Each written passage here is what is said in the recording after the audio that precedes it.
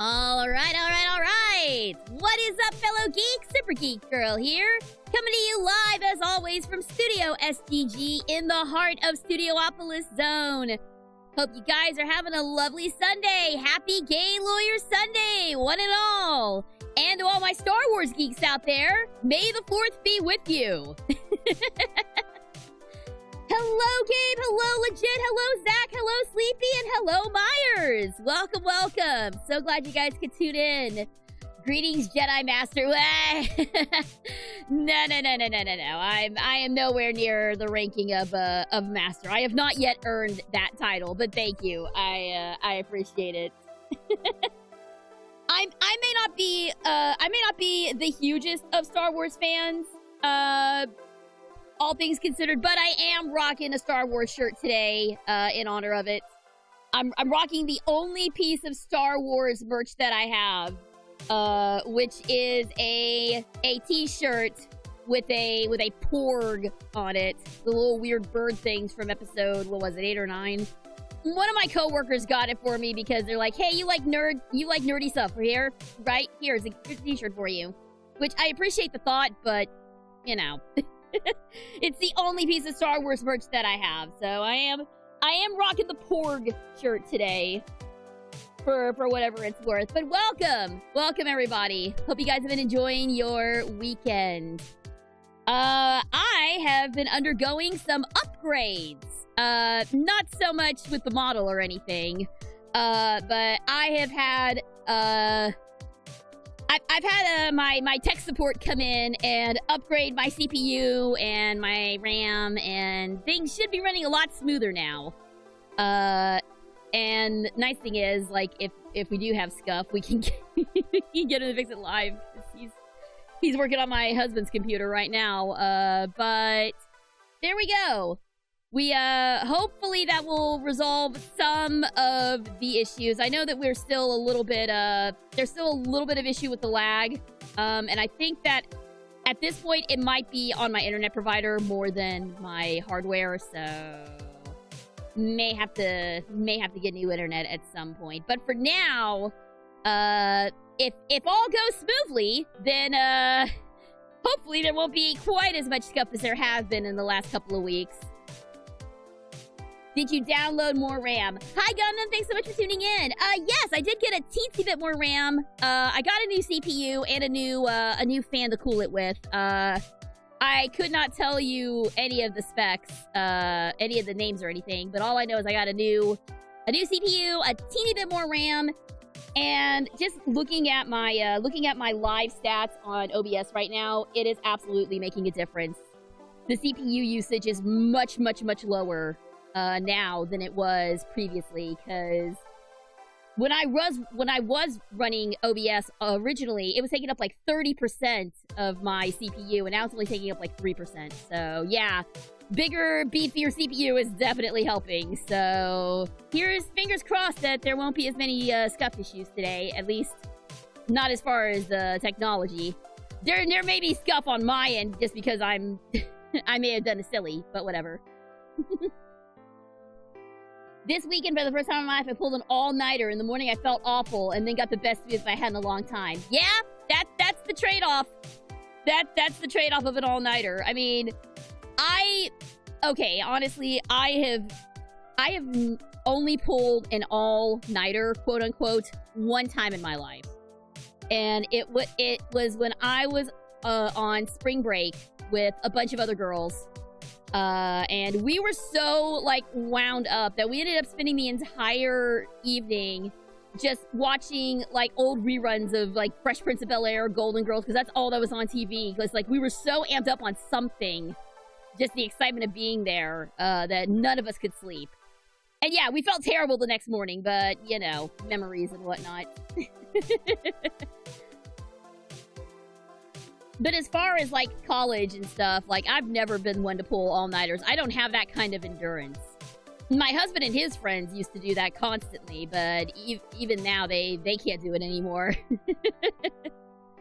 Getting old sucks, guys. Don't do it. Do not recommend. I may have to put my aquarium trip on hold to get a Mother's Day gift for Mom. Oh, That is coming up, isn't it? Happy early Mother's Day to all the moms out there. I think it's, what, it's next Sunday? Hey, so this is your reminder, guys. If you haven't gotten something for your mom on Mother's Day, probably go do that if you are able to celebrate Mother's Day, that is. I'm currently playing through Dual Destinies while watching this. Nice! No spoilers. I will get the Dual Destinies at some point. I think we've already determined that the next game that we're going to start up after investigations, well, at least I've determined that Somium Files is probably going to be the next one on the block for the Sunday streams. It won't be Gay Lawyer Sunday. It may be Gay Something Else Sunday, but it will definitely be a mystery. We'll keep with the mystery stuff. Have you had the chance to see Gaslight District? I did check it out. I appreciate the production values, but I don't think it's for me. It's a little too much for me, but I appreciate it for what it is. So yeah, I mean, the production values, the voice acting, all of it's great. Just the content, not really my thing. There was a video I sent to Discord about a theory on Rentaro's backstory. I did see it. I have not had a chance to check it out yet. So I will try to take a look at that. AI Somnium Files, the game where logic doesn't apply. Uh-oh. That doesn't bode well for me, because logic is pretty much all well, actually, I was gonna say logic is all I use in the Ace Attorney series, but that's a lie. There are things that make zero sense in Ace Attorney world, but well, we'll see how it shakes out. I'm actually really excited to start Somium Files. I have heard a lot of good things about it. It does have partial voice acting. I don't believe it's fully voice acted. But I know it has at least partial voice acting. I don't think it's fully though, so it may be like a Danganronpa situation. Oh, is it fully voice acted? Ew. Gross. Not gross, I'm sorry, but for my purposes. Well, we'll still probably, I'm still probably gonna play it. I mean, I already have it, and we'll see how it goes. I am not ready to take on V3 quite yet. I'm working on possibly getting reinforcements for V3. So it'll probably be, if it turns out that Somium is not really, what I thought it was, then I have a couple other games on deck that, might be voice acted in the future. So we've got options. If all else fails and everything falls apart, I may just put it to a vote. Speaking of which, now that I'm thinking about it, I do appreciate everybody who has contributed to the voting I had for what our next game should be. I have gotten a lot of responses on that. So thank you guys so much for that. A lot of games that I have not considered actually made the list, and I will be taking a look, not necessarily on stream, but off stream. I will be looking at some of those options that you guys put forward to see if it's something that I would be interested in. I think some of the games that got suggested in the other section, Super Mario 3D World, Bowser's Fury got thrown out there. Epic Mickey Rebrushed got thrown out there, which might be fun to look at. Trails of Cold Steel, Star Wars Knights of the Old Republic, which would be funny if I were starting it today, but, you know. And there was one other game that that was thrown out there. I'll have to double check. But we do have a winner for which game we're gonna start after Thousand Year Door, which, by the way, finale is tomorrow night, so be sure and tune in. I will be announcing that game at the end of Monday night's stream. So those of you who want to, for those of you who are curious, tune in tomorrow. The form has now been taken down. All voting is done. We do have a winner. So I'm excited to share that with you guys tomorrow night. So I'm certainly looking forward to the next one that we're going to play. But we'll see if you guys are into it. Hello, Boots, and hello, Zelda NPC. Welcome, welcome. Thank you guys so much for tuning in. Well, we will discuss more of the finale to Thousand Year Door tomorrow. But for now, we got a little bit of a late start, so we're gonna jump right in to more Gay Lawyer Sunday. So if you guys are ready, let's do it. All right, let's get all of this set up and ready to go. I missed the voting, but if you want to keep up your girl boss games, I vouch for Echoes of Wisdom.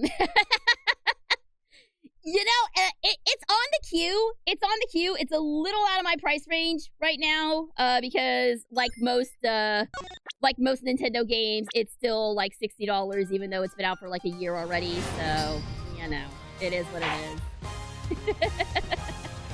But it is on the queue. I actually have a couple of Switch games on the queue as well. Now that I know that the Switch is a viable option. Thank you very much, budget capture card from Amazon. So it's been a bit since we've done this, but last time, we are still investigating the final case of Gregory Edgeworth, which never came to a satisfying conclusion. 18 years later, Miles is taking up the case in his father's stead. And the big revelation that we got was it seems that Miss Judy Bound may not be as innocent as she protests. There's definitely something suspicious going on with her, involving maybe putting drugs in tea, and yeah, it's there's some stuff going on. So hopefully we can finish it today. If not, then for sure. But I may push through and just do this and just finish this one entirely today, because I'm ready to move on to another case. I don't know about you guys, but this one is dragging just a touch. Not that I haven't enjoyed playing as Daddy Edgeworth, because yes, sir, 2 Edgeworths for the price of 1. I will take it. But here, yeah, and right on cue,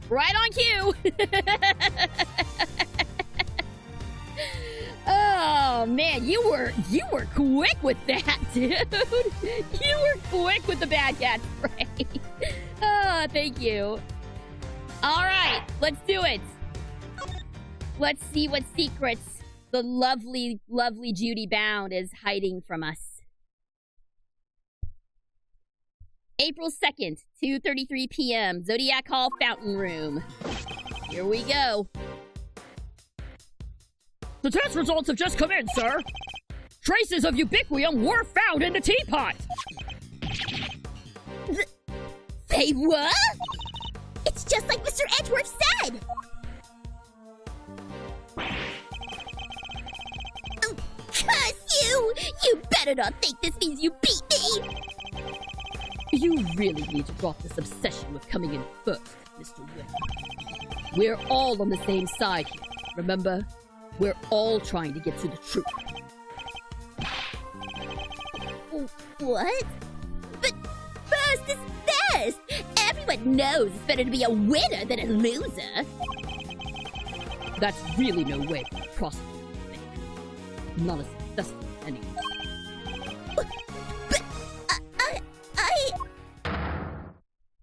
Uh-oh. Eustace's entire worldview is about to come shattering down! And not a moment too soon. Gregory Edgeworth's VA is Gregory Quaranta. Awesome. I love that they share the same name.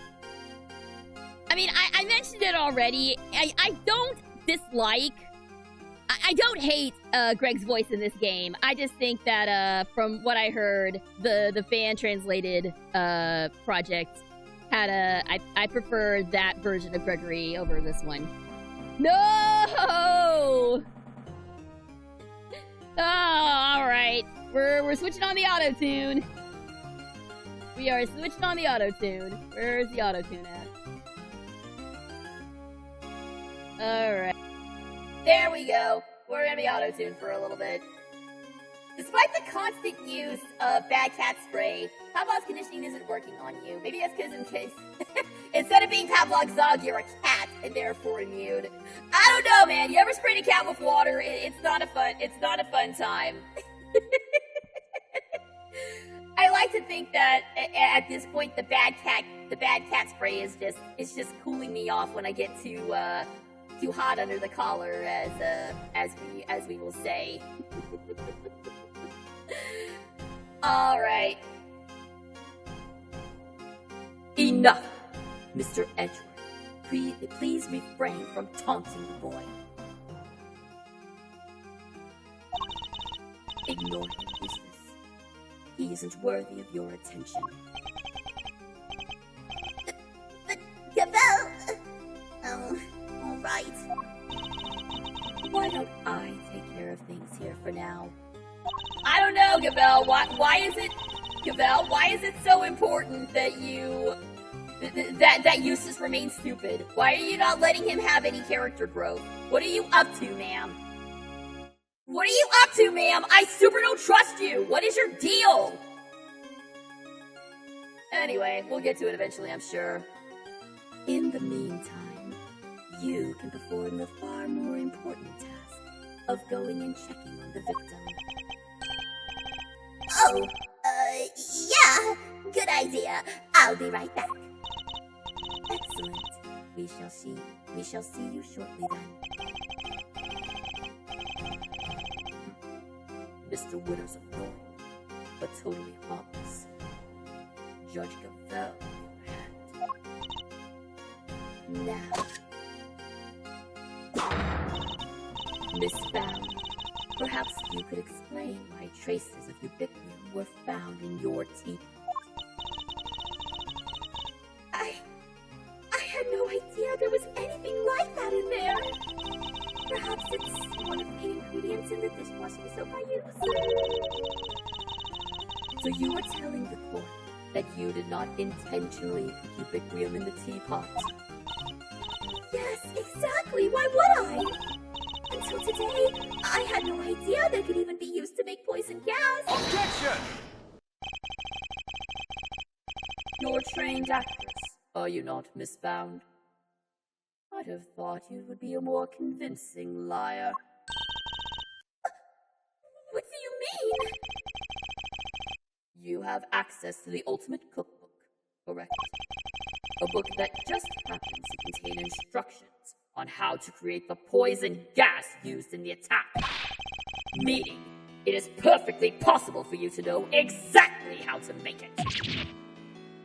Oh, that's a damage sprite! That's a damage sprite! I was right! You're very well informed, Mr. Edgeworth. Miss Bound, is what Mr. Edgeworth said true? The book does contain information on how to make the poison gas. But the fact that I've seen it doesn't make me guilty. Can I ask exactly how the gas was triggered? No, not the hot one. Of course it's the hot one. Of course it's gonna be the hot one. Why wouldn't it be? Hello, Stumpy. Welcome, welcome. Thank you very much for tuning in.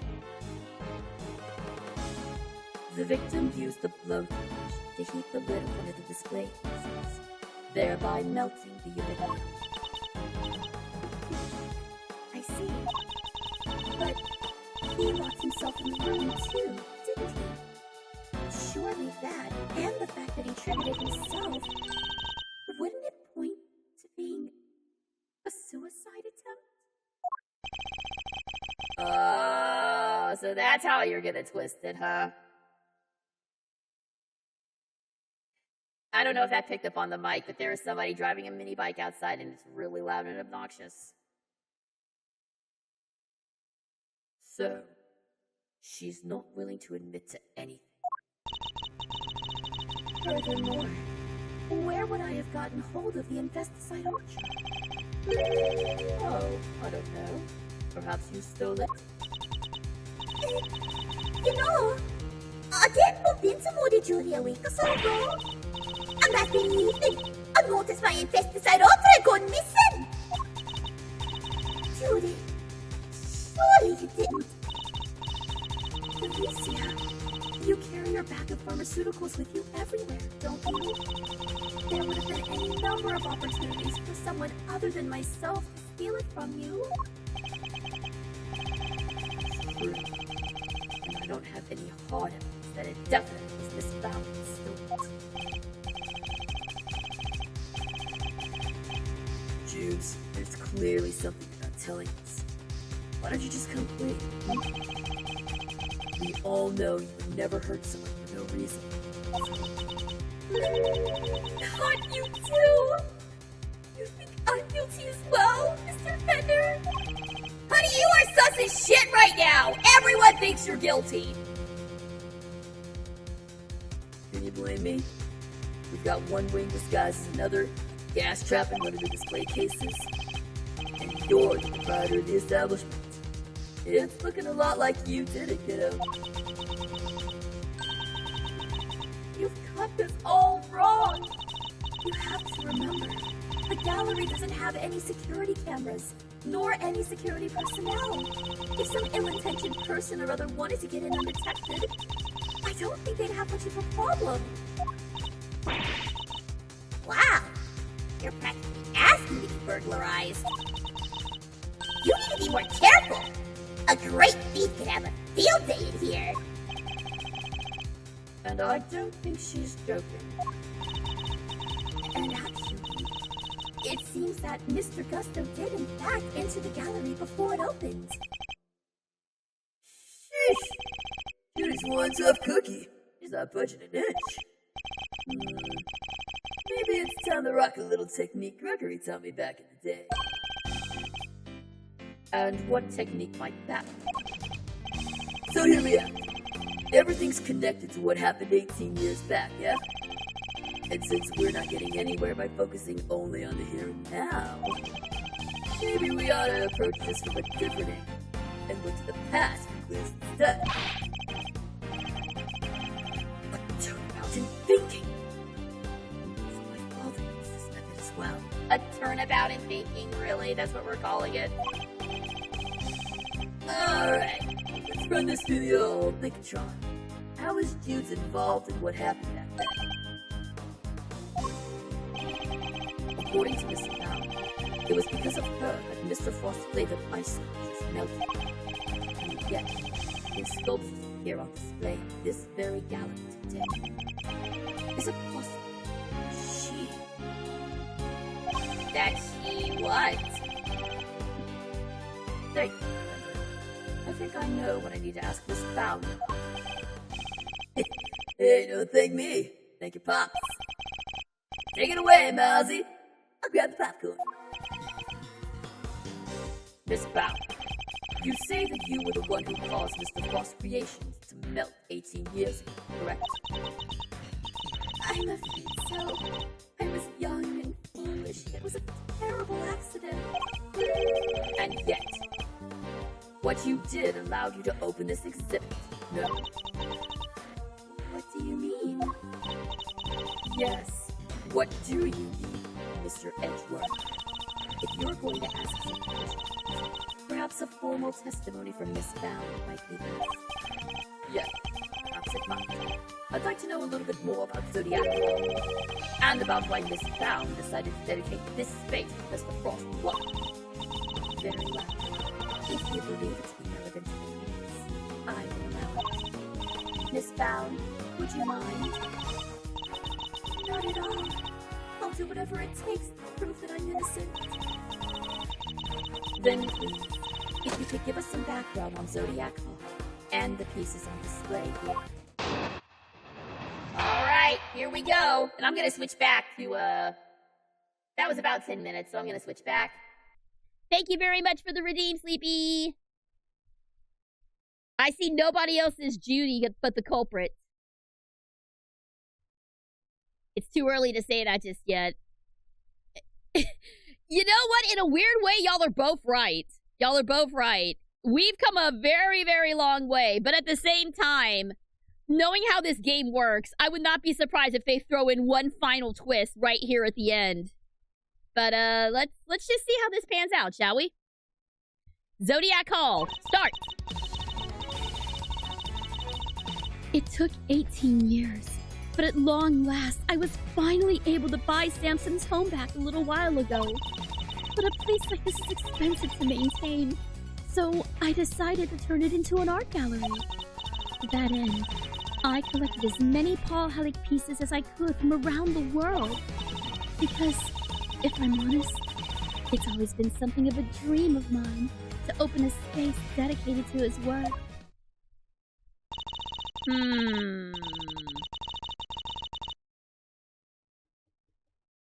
Okay.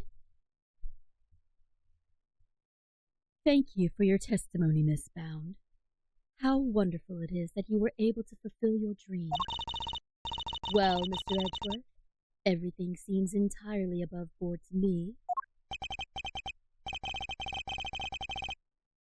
Judge Gavelle, that was simply the witness's preliminary statement. As you surely know, the value of that testimony cannot be evaluated without due cross-examination. Spoken like a true attorney. Very well. You may do what you must. Alright. So, let's see what we've got here. 18 years, I was able to buy Samson's house. Yeah, she mentioned that last time. That's true. Nope, no. A place like this is expensive to maintain. I decided to turn it into an art gallery. I collected as many Paul Halleck pieces as I could from around the world. Yeah, let's find out a little more about this. Hold it! Paul Halleck. That was Mr. Frost's pseudonym, correct? Yes. He adopted it while he was working as a sculptor in France. Okay, wait. I really need to see a world map of this place because we have mentions of real-world countries like France and Germany, but there's also made-up, goofy, bullshit places like Jangfa and Borginia or in that whatever country that was that we were in for like God knows how long. So what is it? Does this actually take place in the real world, or does it take place in made-up Ace Attorney land? You can't have it both ways.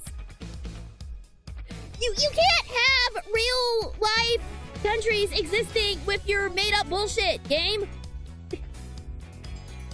Am I the only one who caught that?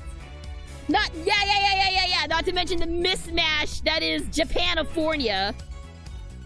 Okay, real talk though. I know it's a translation thing, but I love Japanifornia. I love that. San Francisco or whatever they're calling it. It's so dumb and fun. I love it. I see. I'm curious about some of the pieces in your collection. More specifically, how you were able to acquire the Taurus and Gemini sculpture. It was my understanding that Mr. Frost died before he could complete it. Yes, I was able to create replicas for the Winter Wing, based on photos of the sculptures he made. Really? Perhaps you could go into some more detail on that. It's been something of a dream of mine. I was able to create replicas for the Winter Wing based on the sculptures he made. Hang on a second. Isn't Japanifornia a made-up thing? I think that's the fan... Okay, so it's not official. It's not official. It is a fan thing. But it is a fan theory that I really like. It is a fan theory that I really enjoy. Because it's just so goofy and dumb. I don't think about fictional countries and how they apply to real world map. I focus too much on it, it'll drive me crazy. Yeah, okay, that's fair. It's just one of those crazy Ace Attorney things. Hashtag just Ace Attorney things that we're just gonna hand wave away here. Alright. Okay, something about making replicas of the Winter Wing. I need to check something here.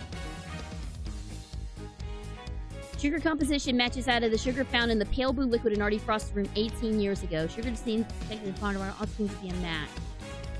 Detected salt, sugar, and blood.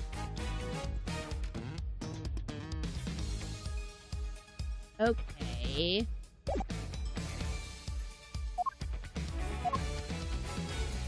I'll be perfectly honest. The only reason I'm picking this is because I know we got it last time and we haven't used it.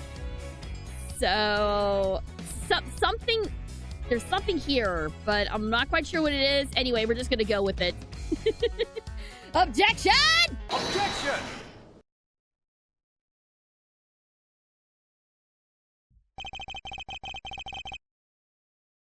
I'm afraid you've run out of road, Miss Bound. You can lie all you like, but you can't deny the results of the test conducted on the sculpture's remains. And those tests leave no room for ambiguity. What you had on display were not replicas. They were the very statues Mr. Frost carved 18 years ago! Your objection made my dog... Did it actually?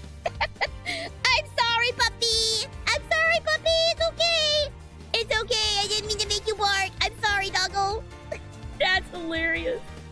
That is really funny.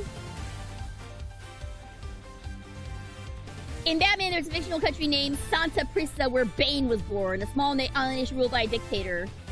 If being an island allows it to be more feasible. Okay, yeah. But if we had to stand in for a country like Russia or India, then there's problems. Yeah, you see my problem here. You see my confusion, right? Like, if Virginia and other whatever places were just like islands, whatever, it's fine. But no, it's established that they are like full real countries in this universe. So anyway, thinking about it too hard is gonna make my head hurt. So let's move on. Oh, I can probably help explain how it worked out if you like, dearie. It's the sugar, you see. Now, you may be thinking sugar is sugar, but the composition is actually very unique. You can probably recreate the statues, but the sweet secret of their chemical makeup? Not a chance! Thank you, Miss Stone.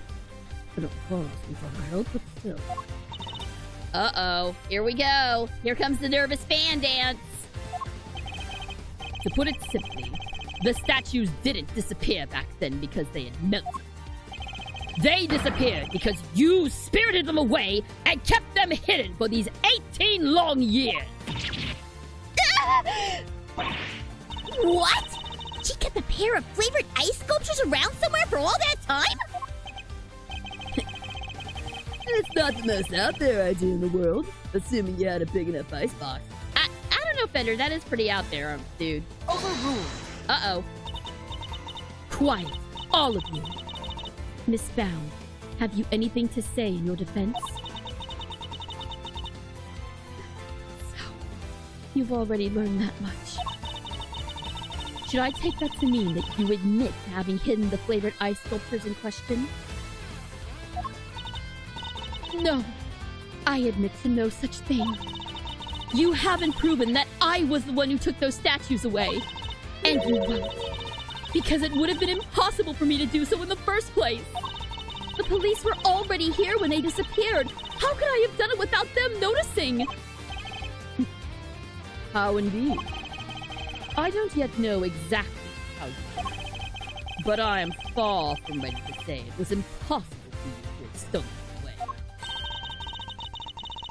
You're a very persistent man, aren't you, Mr. Edgeworth? I am indeed. And I won't stop until I get to the truth. I see. Then, I had better tell you exactly what I did that day, 18 years ago. All right. Let's see what actually went down.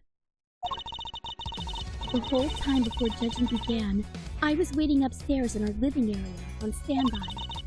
During the judging, I had to go change the camera's film cartridge for Samson. But before I could take the camera back to Samson, I discovered Mr. Frost's body. Later, around when your father arrived, I began to make the rounds and serve tea to everyone present. that was when I saw Mr. Gusto entering Mr. Frost's room.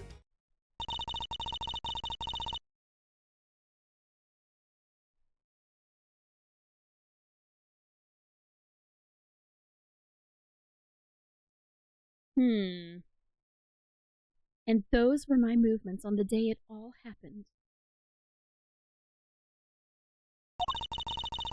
I hardly see how you could take issue with any of that.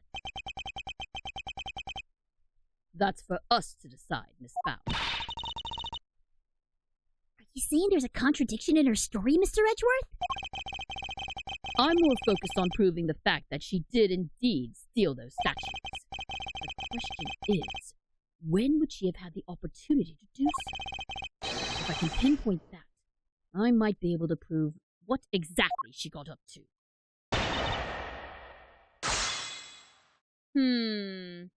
Alright. I feel like this is one of those instances where we need to, like, press everything. During the judging, before the judging.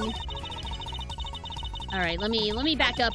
I feel like I need to, like, press everything here. Let's see what we got. Hello, Lisa Dragon! Welcome, welcome! Thanks so much for tuning in! It's 7:45 in the morning. What are you upset about? Why are you upset at me for that? I don't have control over the time! I take it you're not a morning person. But regardless, glad you're here. Alright, let's try this. Hold it! And what were you doing while you were waiting? I was in my room, practicing some dance routines. I was on a TV show called Bacon Bop with Samson, you see. Bacon Bop? What kind of show was it? It was a children's show. The two of them would sing and dance as they made a variety of sweets. Whoa, that sounds awesome! Hey, hold the phone! Miles, you used to watch it? My father introduced me to it. I may have watched an episode or two. He did actually watch it! He did actually watch it! No, because his dad was like, oh, maybe Miles might like this. And he actually did! Ah! Yes! I love it. I love it. I love that that happened. So, Miss Bound passed the time before the judging began, right? Good dance routine. Is this the moment where Miss Bound stole the statues? No, I don't think so. That can't be. I better listen carefully to what she said. Okay, so... Miles is a child at heart. Yes! You see? This is why I love him! This is why I love him! He really is a kid at heart, but he's too suave and debonair to admit it! Just admit it! You're a geek like all the rest of us! You're one of us! Just admit it, Miles! And y'all wonder why I love this man so much. This man is so closeted in, like, so many more ways. Yeah, okay. I had a feeling that was gonna come up. Alright, into the box I go. Let's press the during the judging. Let's go press that. Hold it! Were you the only one who was able to move around freely during the judging? Well, I wouldn't say freely exactly, but I was able to move around more easily with the contestants, yes. Even so, I could hardly have spirited the sculptures away while Samson was standing right there, could I? And I ran straight off to change the film as soon as he asked me. I wouldn't have had time. So changing the film to camera is requested by Mr. Tongaro. Okay, so with him there, that's probably not it. This was not the moment. Alright, let's see what's next.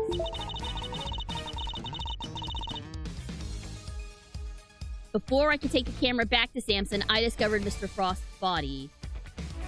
Press here. You entered the room containing Mr. Tangaroa's work before bringing the camera back to him, correct? Yes, I heard the sound of something collapsing.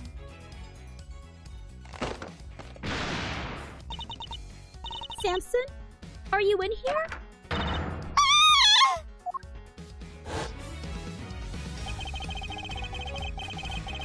Sound of the chocolate chip falling over after a certain someone took a bite out of one of the supports. And Mr. Tangaroa was still in Mr. Gusto's room when you found the body. Yes, I'm fairly certain that was the case. He was judging each room in order, and he liked to take his time. So, the point at which she discovered the lost body is the moment when Miss... Oh my god, what is going on with my... Sorry, there's a... I'm trying to get my phone charged at the same time because I'm having battery trouble and it's like going crazy right now. Blech. Anyway, no, this was not the moment.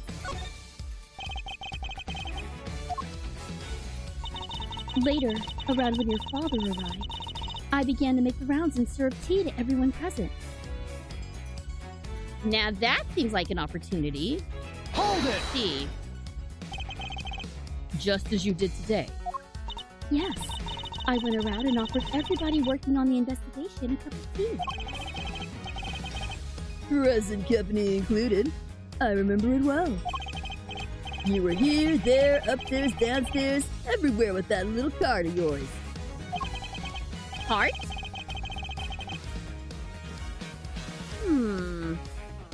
Interesting. And did anything strike you as strange around that time? Oh yeah! Gregory was singing the praises of Judy's tea, and I think he mentioned that his saucer was cold. His saucer was cold? The saucer was cold because they just came from the... They just came from the room! That's why the saucer was cold! Okay, I'm calling it. This was the moment. It was this one right here. Miss Bound, I believe this was when you stole the sculptures. I hate to contradict you, but the fountain room was full of witnesses at that point, Mr. Fender included. Are you suggesting that I somehow got the sculptures out of Mr. Frost's room, right under everyone's nose? That is precisely what I'm suggesting. Miss Bound stole those ice sculptures, and she did it, hiding them here.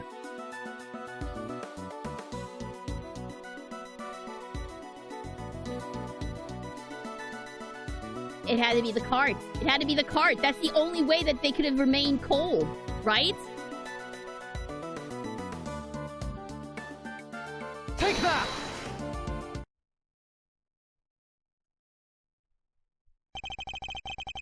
My father and Fender had no idea that one of the sculptures was mere inches away from them. Because it wasn't just a tea set you were pushing around, Miss Bound, but a hidden ice sculpture in a glass case! Overruled! Surely such a thing would have been impossible. How would a case of that size fit on a serving cart? It would have been spotted immediately. Objection! Who said anything about a serving cart? I'm not sure I follow, Mr. Edgeworth. What are you suggesting she used instead? I'm suggesting that Miss Bound used this to transport the sculpture. It wasn't a tea cart. It was a lift cart. Take that! And this is... the cart that Miss Bound used to move the flavored ice sculpture out of Mr. Frost's room 18 years ago. And it would appear that the very same cart is still here with us in this fountain. Boom. There it is. We originally bought it for use in the contest. And you're saying that Miss Bound loaded Mr. Frost's sculptures onto this cart and carried them off? I am. As you can imagine, all one would need to do was lay a case on its side. add a tablecloth, and it looked exactly like a normal surface, thus allowing her to move the sculpture around freely.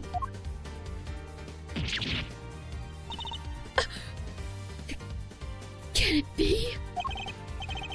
Holy moly, of course! That's why those saucers were so chilly. They were sitting on top of a big block of ice. Jude, how could you? It would be a wet tablecloth. Well, now... What the hell was that?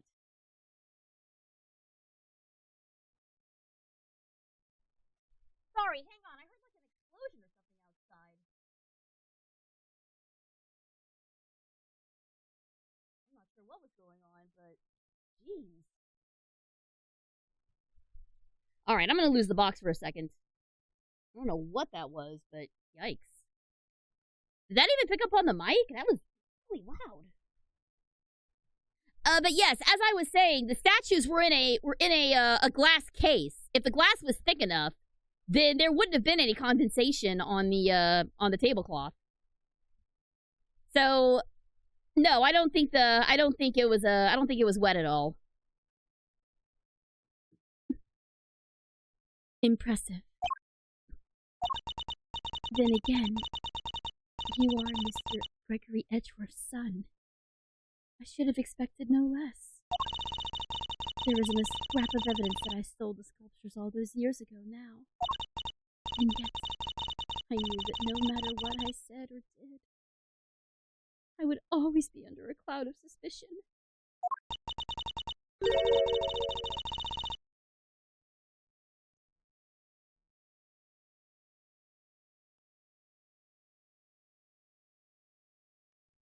Sorry, just getting a drink of water.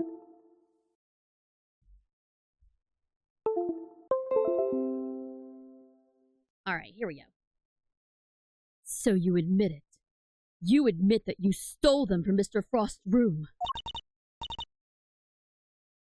Yes, I do. I took those sculptures and the glass cases out of that room 18 years ago.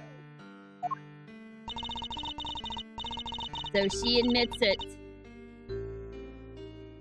As Mr. Edgeworth correctly deduced, I dressed up the lift cart as a serving cart and slipped in and out of Mr. Frost's room while I was going around serving tea to everybody.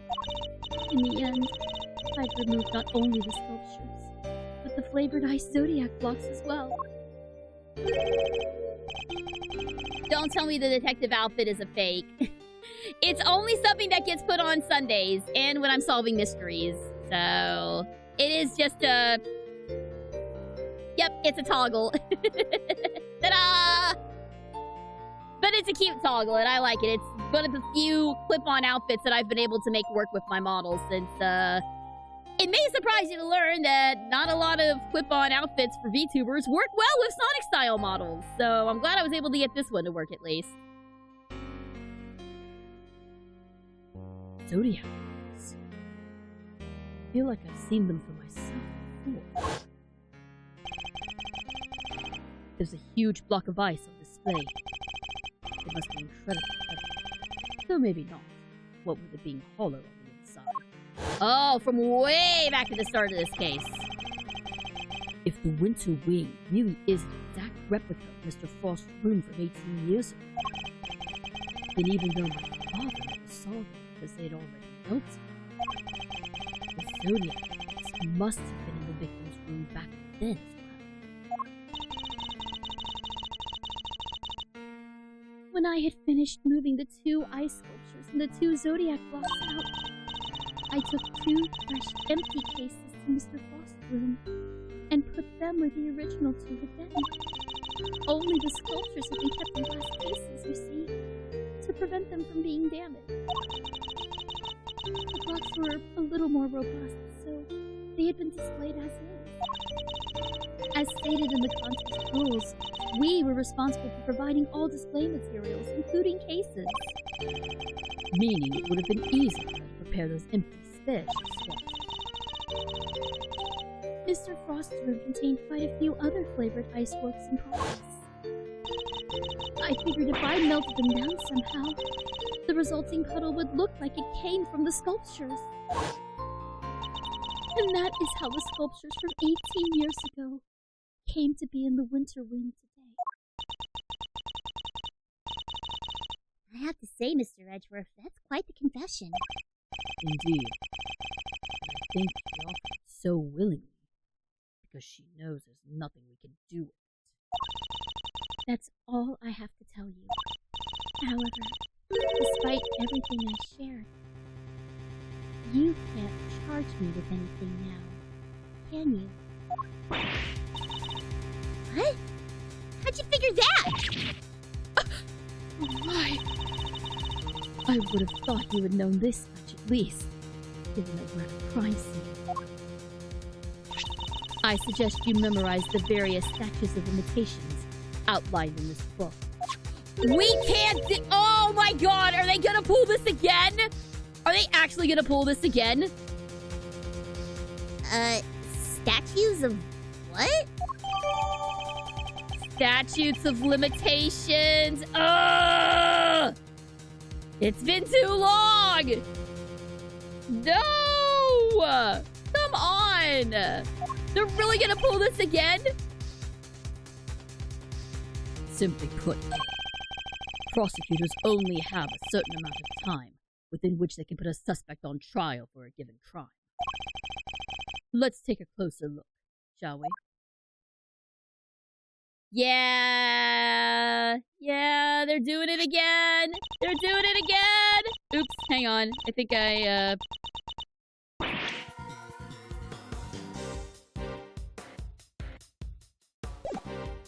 So, it's different for every crime? Murder, 50 years. Theft, 7 years. Yes. Miss Bound stole the ice sculptures 18 years ago. So it's too late to have her arrested for the crime. I don't believe it. Theft is a serious matter, especially when it involves the removal of evidence from a crime scene. However, as you yourself just pointed out, Miss Bound can no longer be prosecuted, rendering your revelation rather pointless. Wouldn't you say, Mr. Edgeworth? Objection!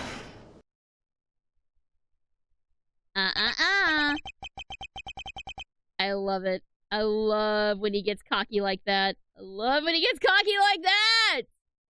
I hated it before, but God, I love it now. I wouldn't be so sure about that.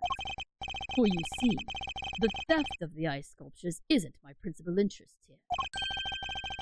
I find the body that reappeared 18 years after the theft to be of considerably more interest. Are you suggesting that I also hid Mr. Frost's body?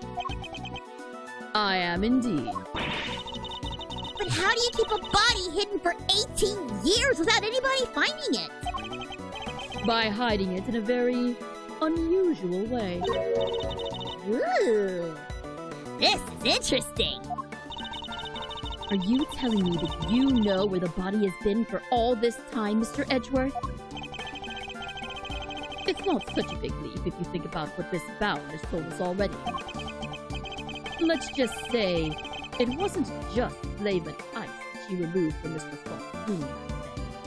Was the body there too?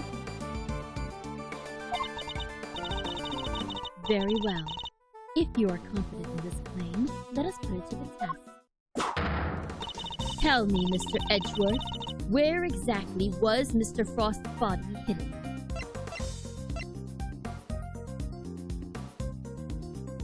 It had to be in the statues somehow. Somehow it was in the statues, right? That's the only possible way. Take that! A photograph of Mr. Frost's works? And of the victim's body, Your Honor. You will have to forgive me. I don't see what you mean. Where exactly in this photograph is Mr. Frost's body? Yeah, I had a feeling they were gonna ask. The victim's body is hiding right here. Well, it couldn't possibly be in the Taro statue. It's gotta be in the Gemini statue, right? It's really the only place for it. Take that! It's the only one that has human shapes. The Gemini sculpture? Yes. It may look like a sculpture at first glance, But it is in fact Mr. Frost's corpse.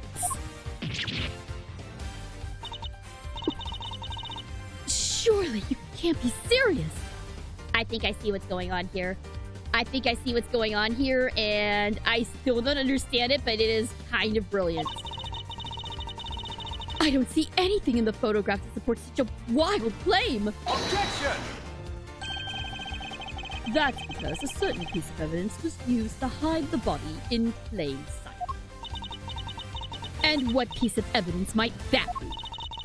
The court demands that you present what was used to conceal the body.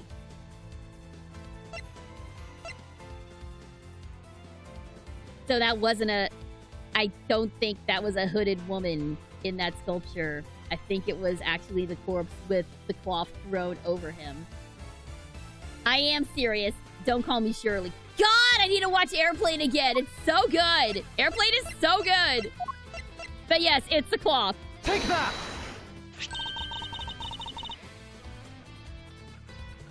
One of the cloths from the autumn wing? Yes. When it is made to glow in just the right way, it's so visually convincing you might mistake it for ice.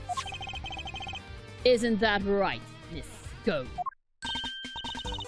Well, yes, dearie. But you can make it look like just about anything, really. Even blazing fire. And the right shade of blue would make it look like ice, yes. Exactly like it, in fact. Overruled!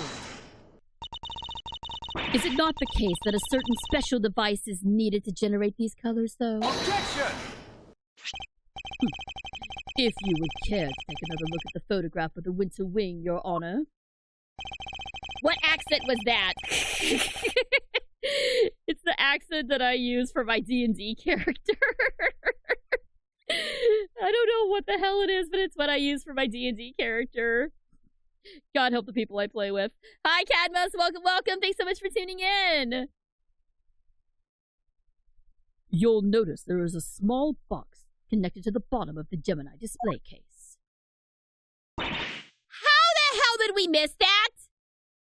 Has that always been there?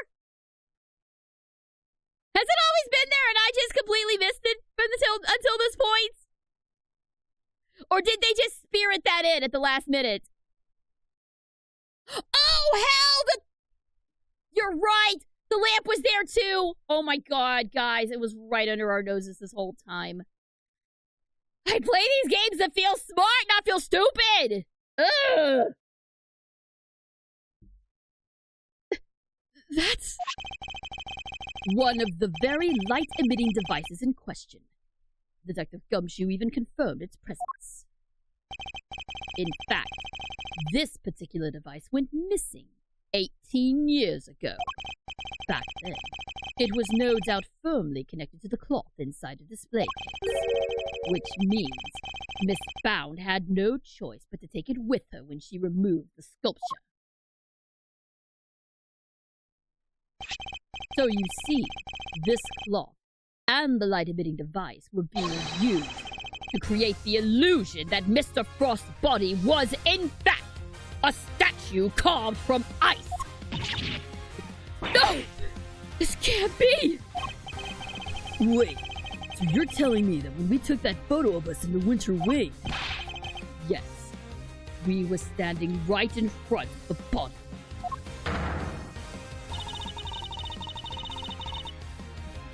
But the body and the cloth were both recovered from the fountain. Why were they found there if the body was supposed to be in the Winter Wing disguised as a sculpture? Objection! Because there would have been no mystery as to how the body had been hidden if we had found it as is.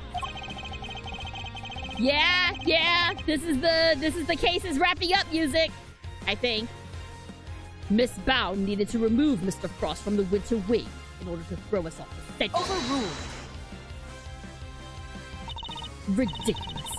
I don't recall her sneaking around behind our backs to throw a body in the fountain. No, and she didn't need to, because she had another method at her disposal. Her trusty lift cart.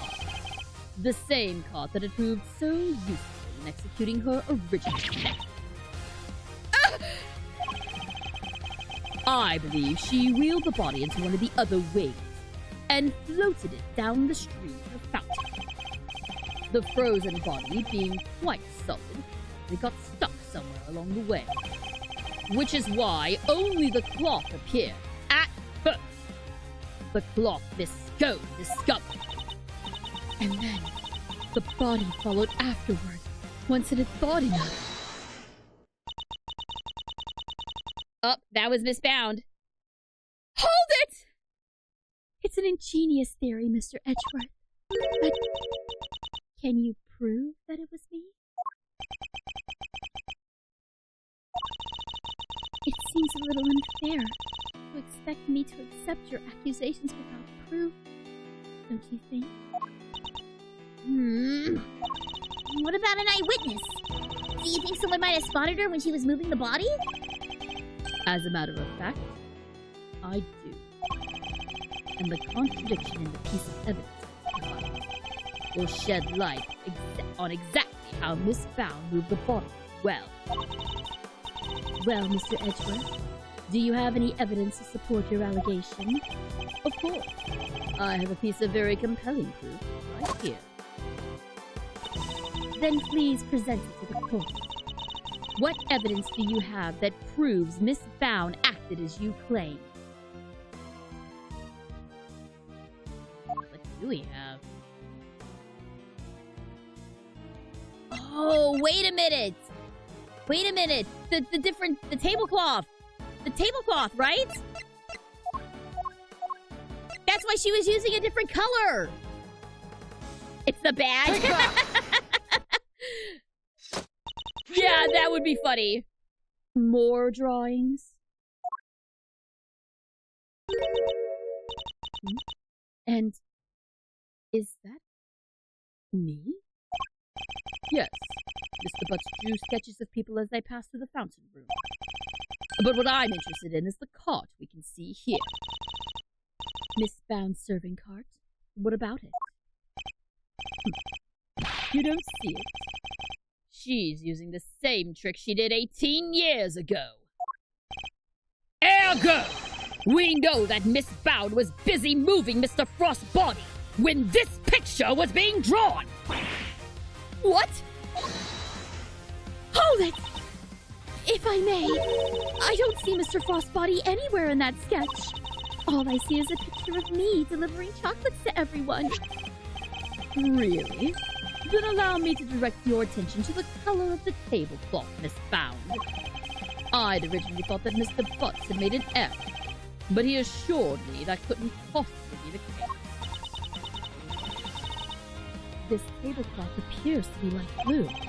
Yes, a shade of tablecloth that Miss Bound doesn't seem to own.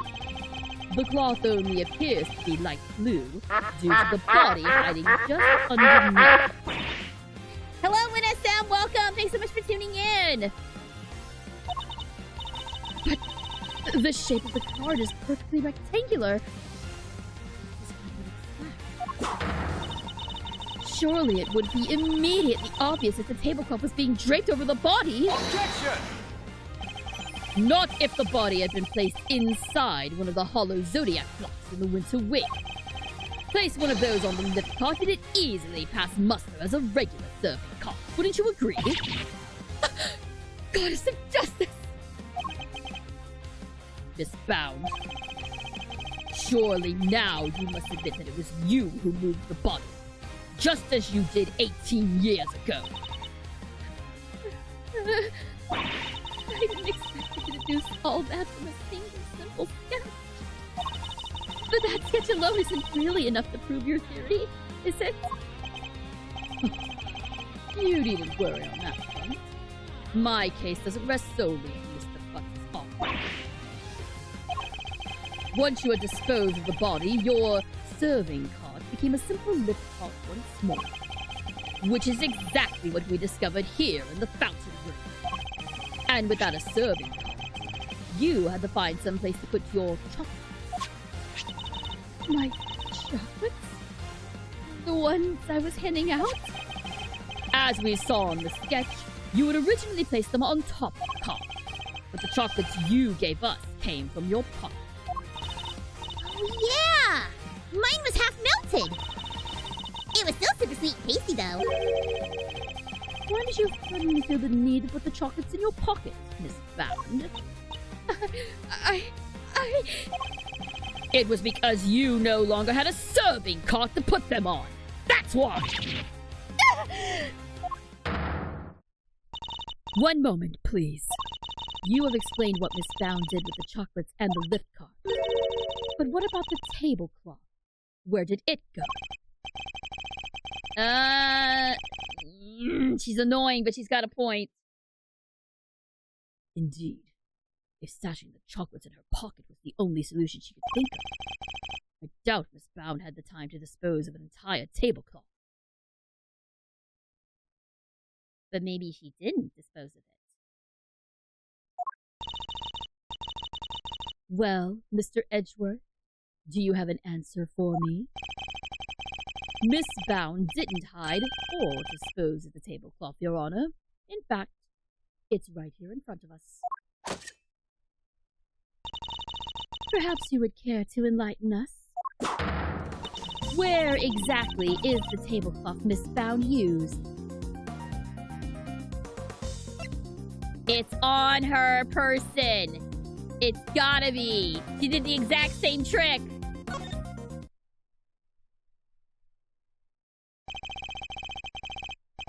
Miss Bound has the tablecloth on her person. And in plain view, in fact. In plain view? It's gotta be the apron. It's the apron! Surely you don't mean... Miss Bound.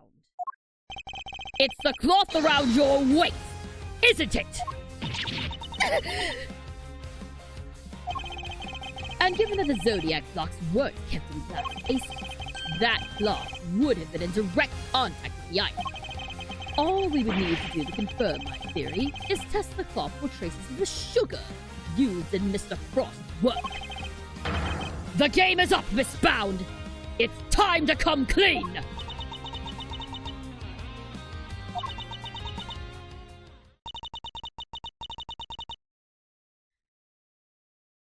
You won't need to test the tablecloth. Everything you said is true. BAM! Got her! I stole Delicia's infesticide ultra, and I moved Mr. Frost's body. It was me.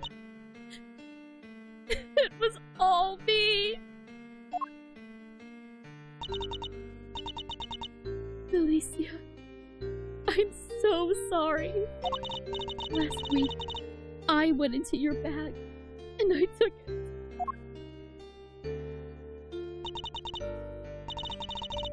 And then, I put it in his pocket, hoping to make it look like he had tried to do himself in.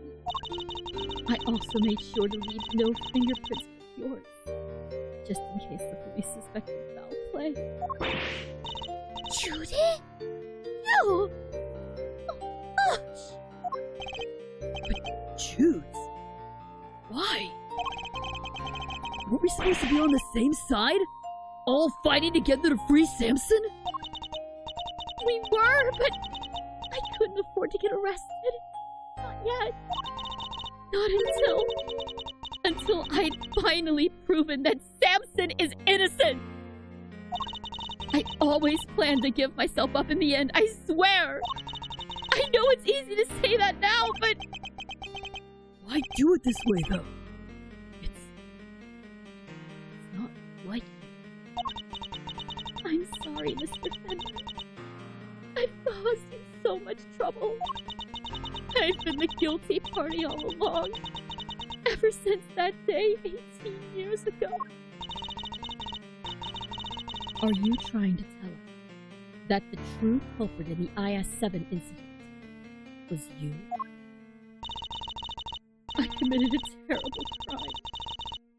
I took those sculptures, and I stole them for purely selfish reasons. The moment Mr. Frost died, they became more than mere entries in a confectionery contest. They became the final works of Samson's favorite artist. I couldn't allow them to just melt away, not before he came home. And that meant I couldn't let anybody near them, not even the police. So I hid them. I knew it was wrong, but I just had to. I put them in the cold storage room for safekeeping. But what I'd actually done was far worse than anything I could have possibly imagined. Because who would have thought that Mr. Frost's body itself was posing as one of the sculptures? So she didn't know about the body when she stole the sculptures?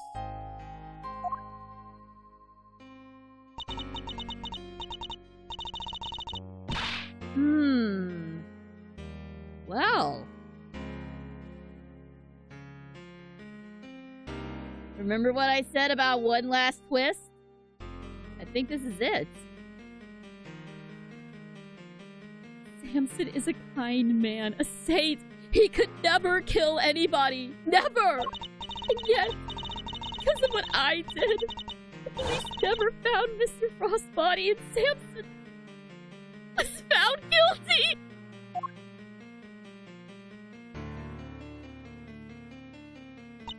After all he'd done for me, he was my family!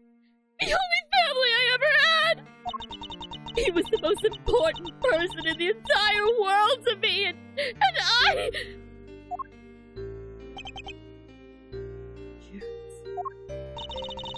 After his conviction, I was forced out of our home.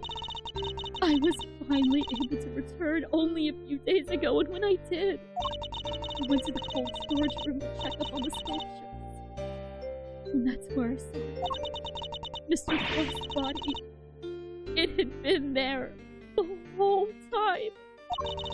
Of course, by that point, the statute of limitations had expired, so I did what I did today. Because it was the only way I could think of to make things right.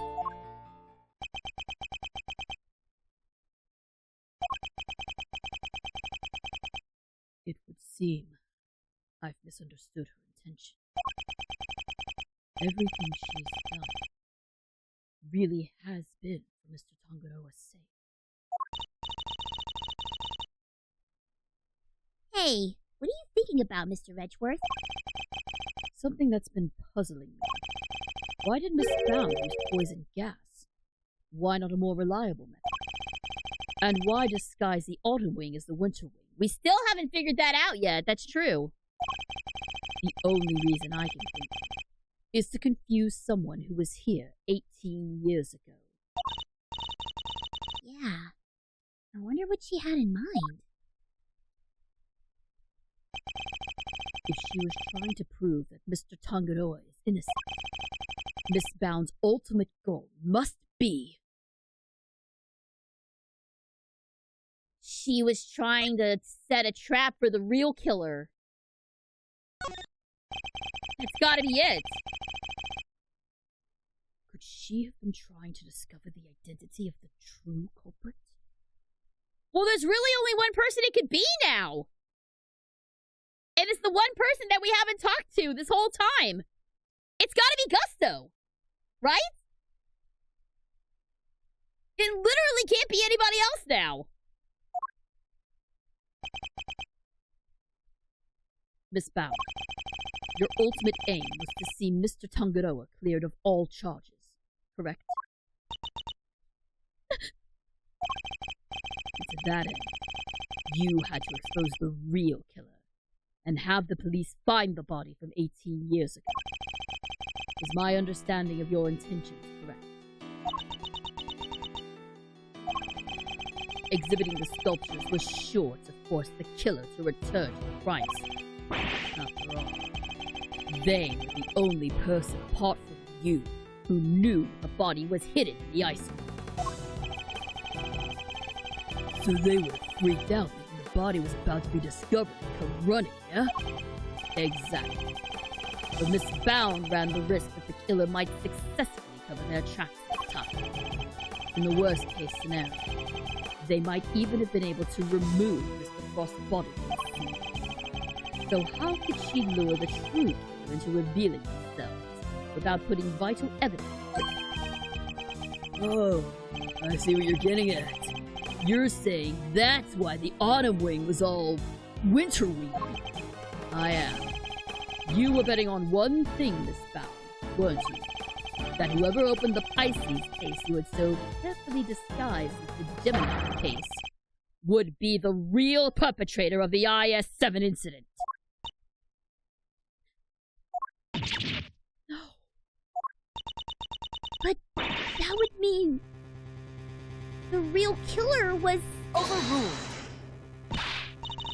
Enough! Not another word!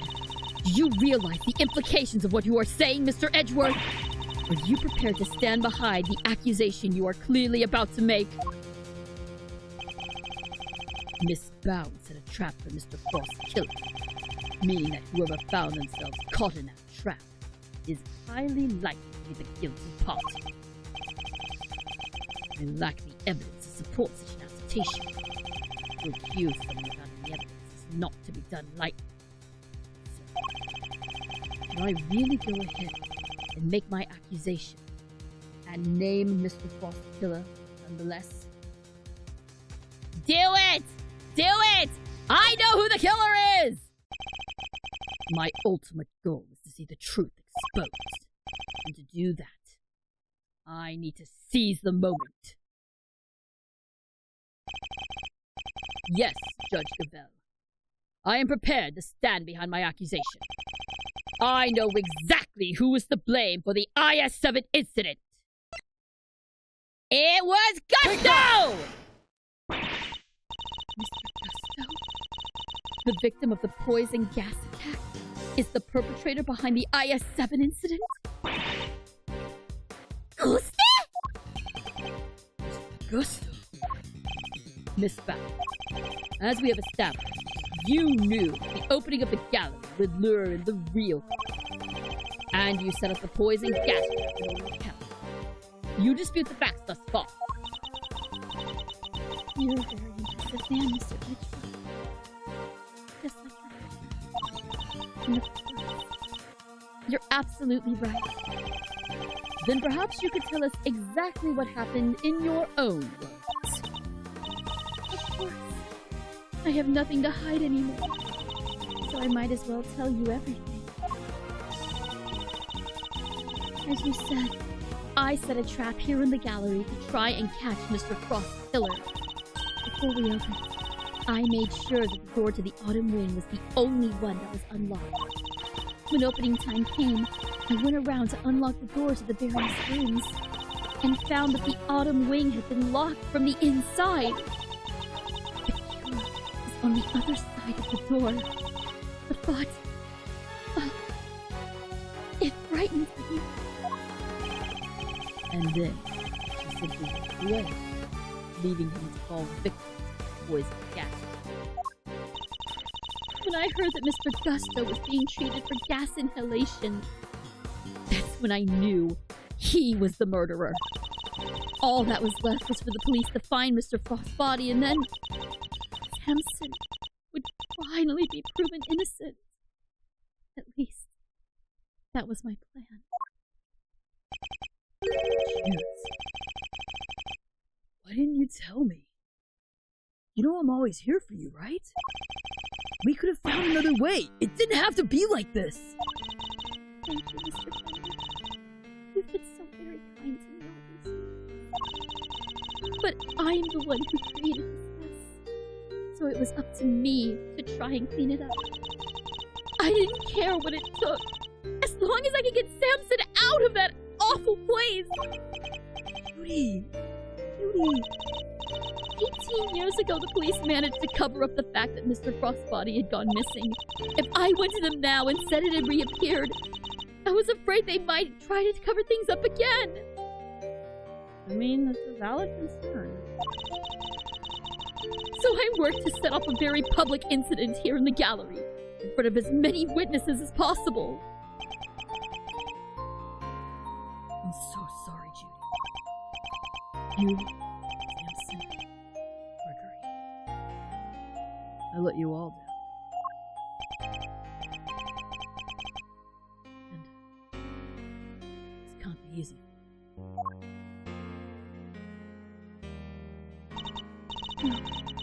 I'm the one who should be apologizing. Mr. Edgeworth, Mr. Fender, I hope one day you can forgive me. And whatever punishment I have to face, I'm ready to accept it. But please, if I may ask one thing of you, it's that you simply must clear Samson's name!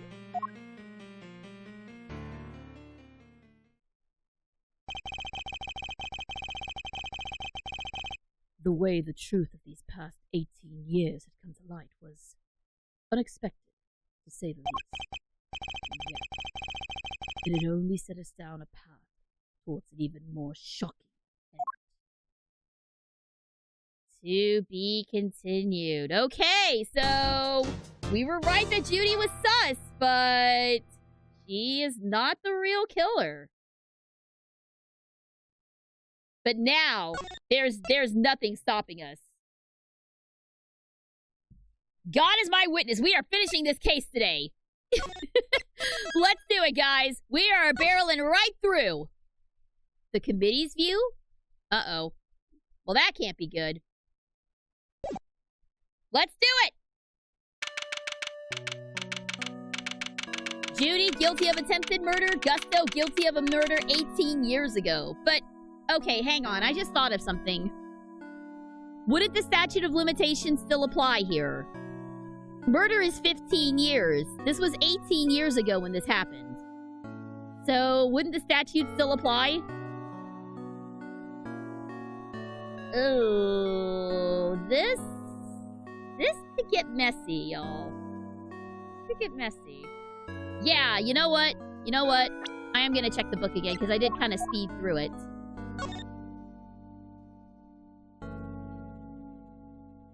Theft, 7 years from the date of crime.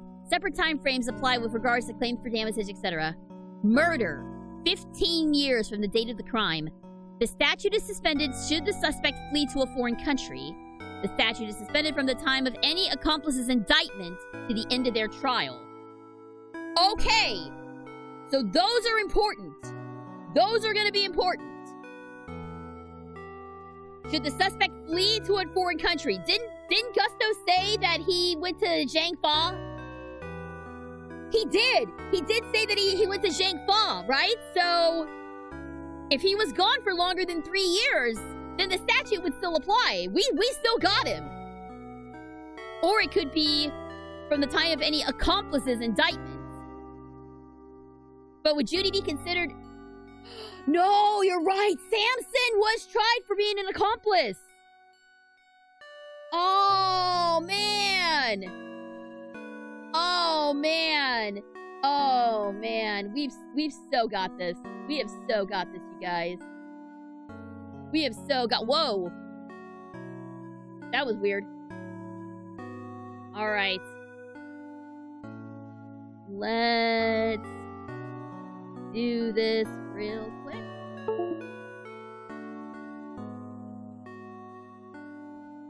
Sorry, something just popped up here. There we go. Back to it.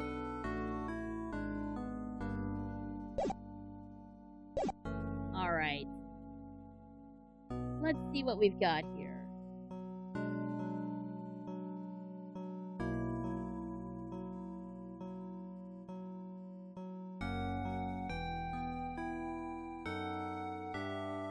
April 2nd, 3:11 p.m., Zodiac Hall, Fountain Room.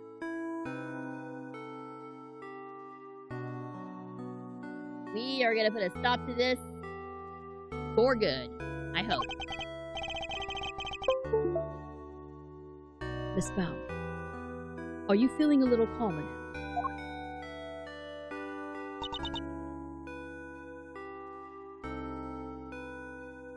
Yes. Good. Then allow me to get to the point. Regardless of your intention, you broke the law. Yes. I understand. Nevertheless, I understand that you did what you did in order to prove Mr. Tankado was innocent.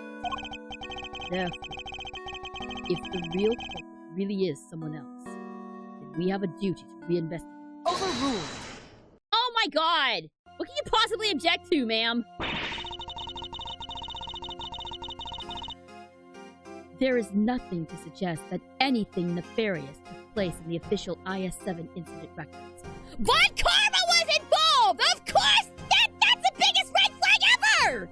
If Von Karma was involved, then there was absolutely nefarious shit going on! That man is nefariousness personified! Get out of here with that, Gavel! Jesus! Ugh. And right now, there is nothing to suggest that we should take Miss Bound at her word either. So our first order of business should be to arrest the culprit of the case before us. Miss Bound herself. Objection! Official records cannot always be trusted, Judge Gavel. Especially since there are those prosecutors who would think nothing of twisting the facts. There you go! There you go!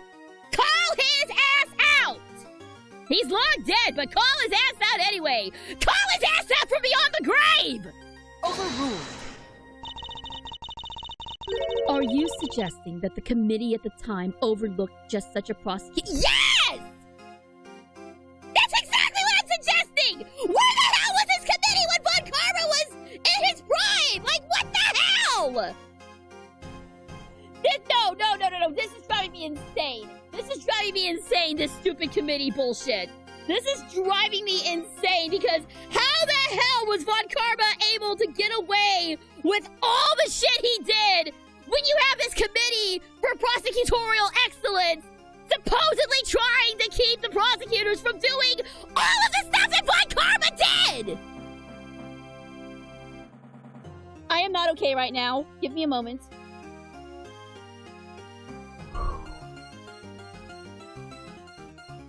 Sorry, everybody. I didn't mean to freak out, but this is literally driving me. Okay, fine.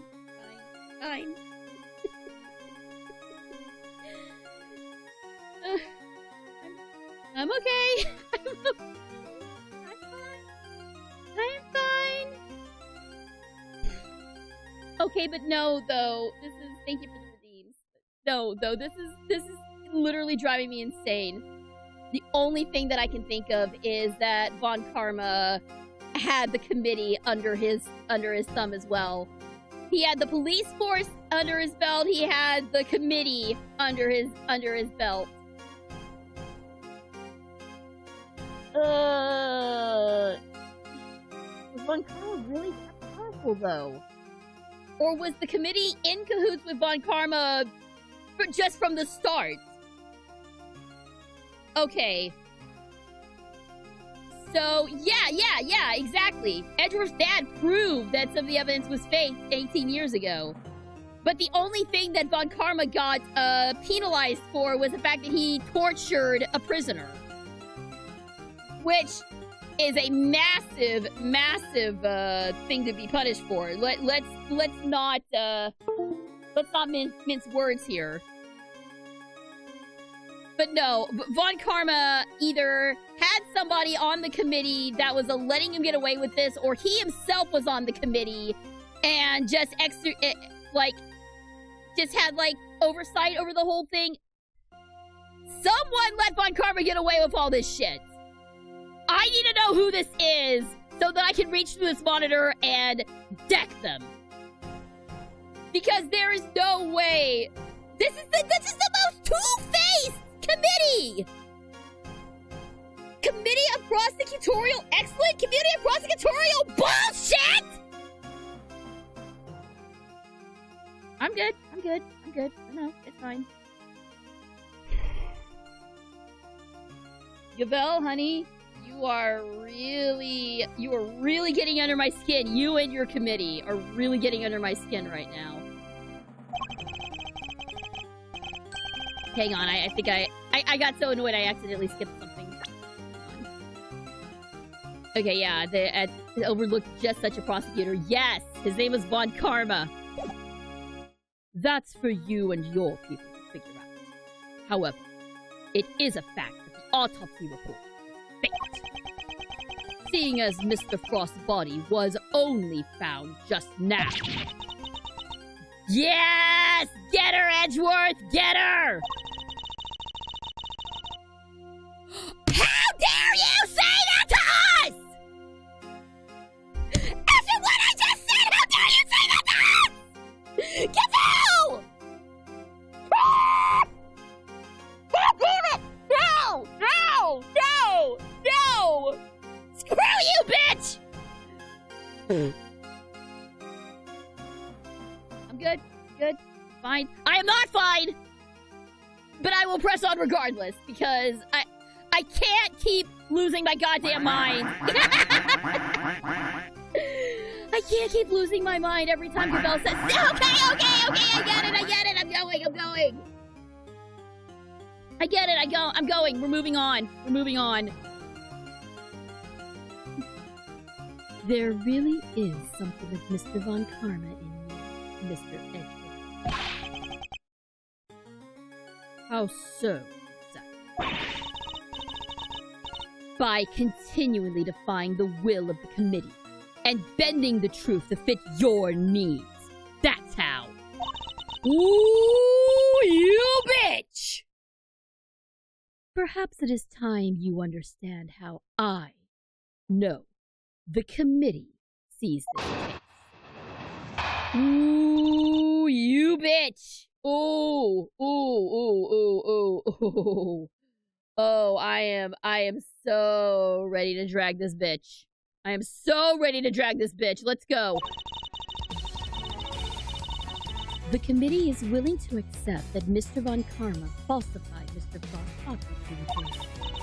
Even still, Mr. Von Karma only managed to have Mr. Tangaroa convicted as an accomplice. I personally have come to believe the real culprit behind the IS-7 incident is Miss Bound. Her plan to poison and kill Mr. Gusto today was her attempt to frame him for Mr. Frost's murder.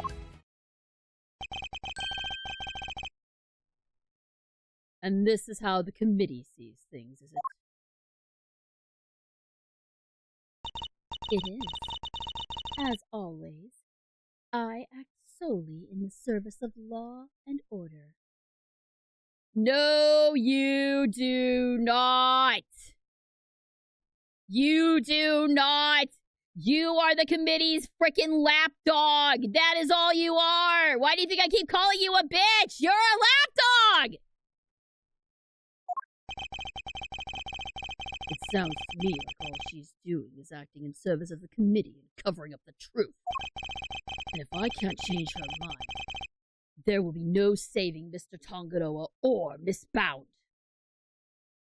All right. We need to... Whoa. That was not the correct button. There we go. All right. Now, we're just going to leave the angry face on because I am majorly pissed off right now. All right. Let's see what we can do here.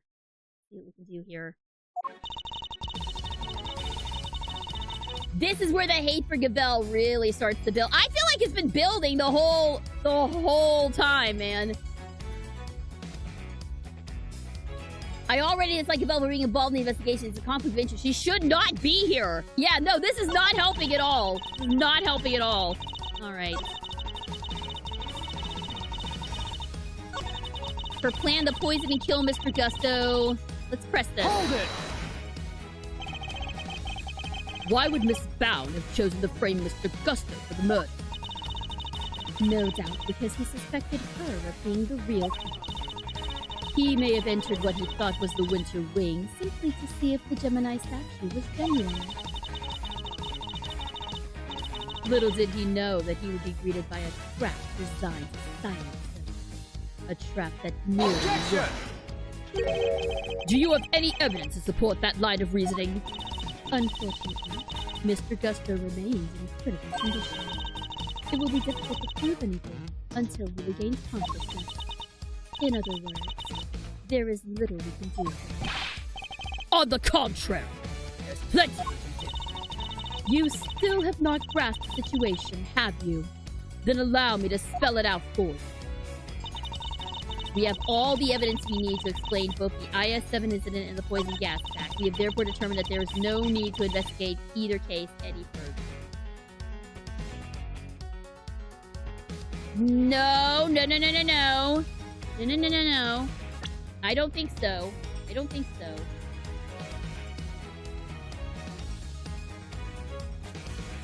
Because there's still something in the report. If we're gonna get all... Okay, you know what? If you're gonna get all persnickety on details for me, then I'm gonna get all persnickety on details for you, honey. We still haven't analyzed whose blood this is. As long as we don't know that, then this case isn't closed. Therefore... Objection! Objection!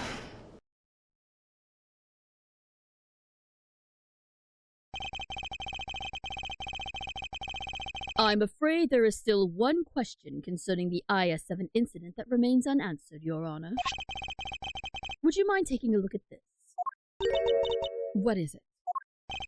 They're test results, carried out on the liquid at the bottom of the Gemini case in the winter wing.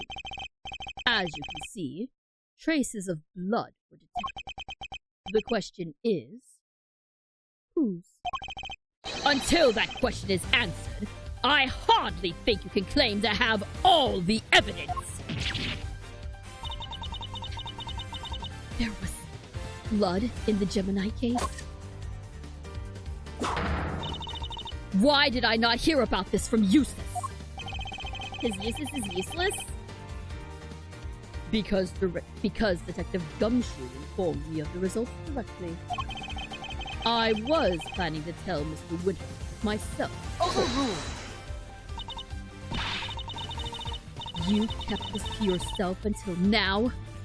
Despite having no jurisdiction here whatsoever? Mark my words. The committee will hear all about what you have done here today.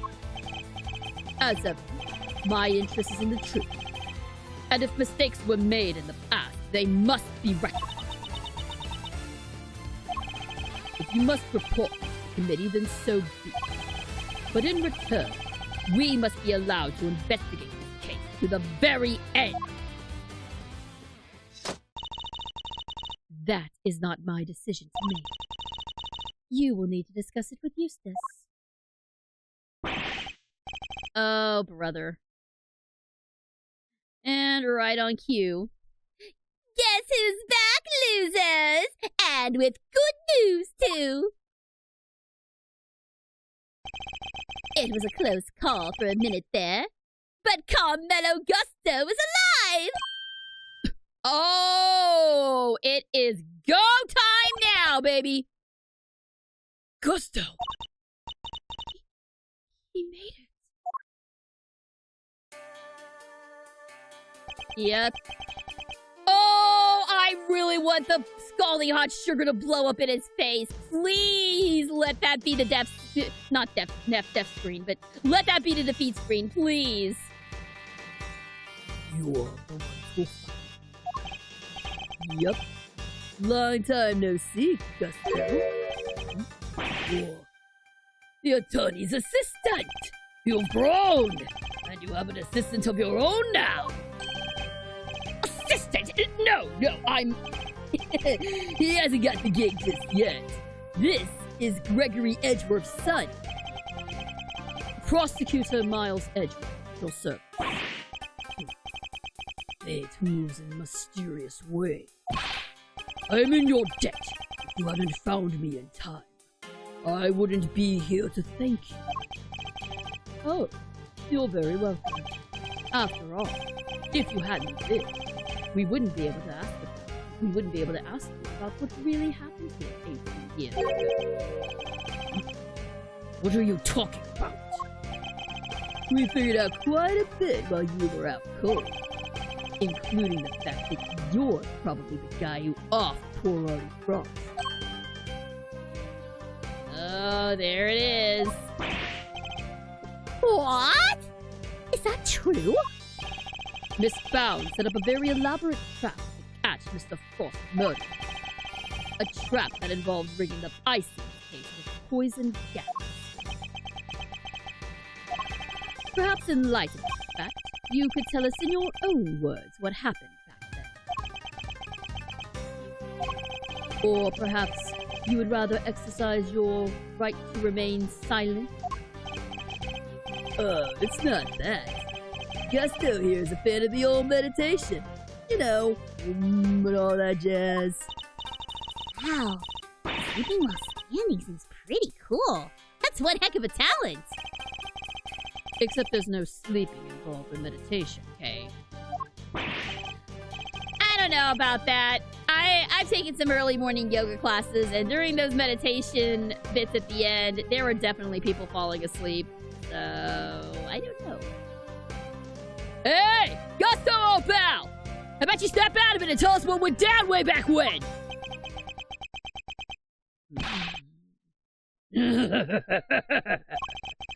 I was caught in the girl's trap, so I must be the killer. Is this your idea of a joke? I'm the victim here! Indeed you are, Mr. Gusto. And there is no evidence that you have done anything wrong yet. Mr. Edgeworth and Mr. Fender are merely speculating. Rest assured, they have no authority here, and that you may pay them no heed. Someone here seems to be on my side. Judge Verity Gavel, it's a pleasure, Mr. Gusto. I will assist you in any way you may require. Perhaps you could begin by explaining what actually happened 18 years ago to Mr. Edgeworth. Fine. You want me to prove I'm innocent, Mr. Prosecutor? I'll be happy. Objection! So this is how you mean to play it, Judge Gavel? You're hoping Mr. Gusto will help you to hide what happened instead of trying to correct the record? I believe only in the infallible judgment of the Goddess of Justice. Shut up! Except it is us humans who make the actual judgment calls in a court of law. And so long as there are those who would use the law to their advantage, our rulings are fallible indeed. If you would use your position to further obscure the truth, then neither she nor I will forgive you. Ooh! Yes! Use her dumb religion bullshit against her! We shall see about that. What do you advise, Judge Gavel? It would seem that you are under suspicion because it was you who triggered the poison gas. Specifically, by opening the Pisces case lid. Would you be so kind as to share? Understood. I came to see Frost's sculptures. Simple as that. I made a mistake with the opening times and arrived a half hour early. Miss Bound, was there no one at the reception at around that time?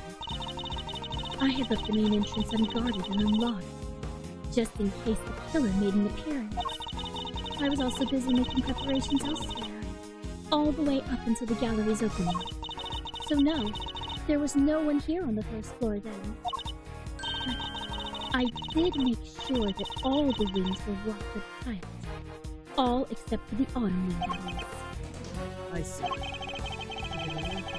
Steer the culprit towards the wing, which is precisely where Mr. Gusto.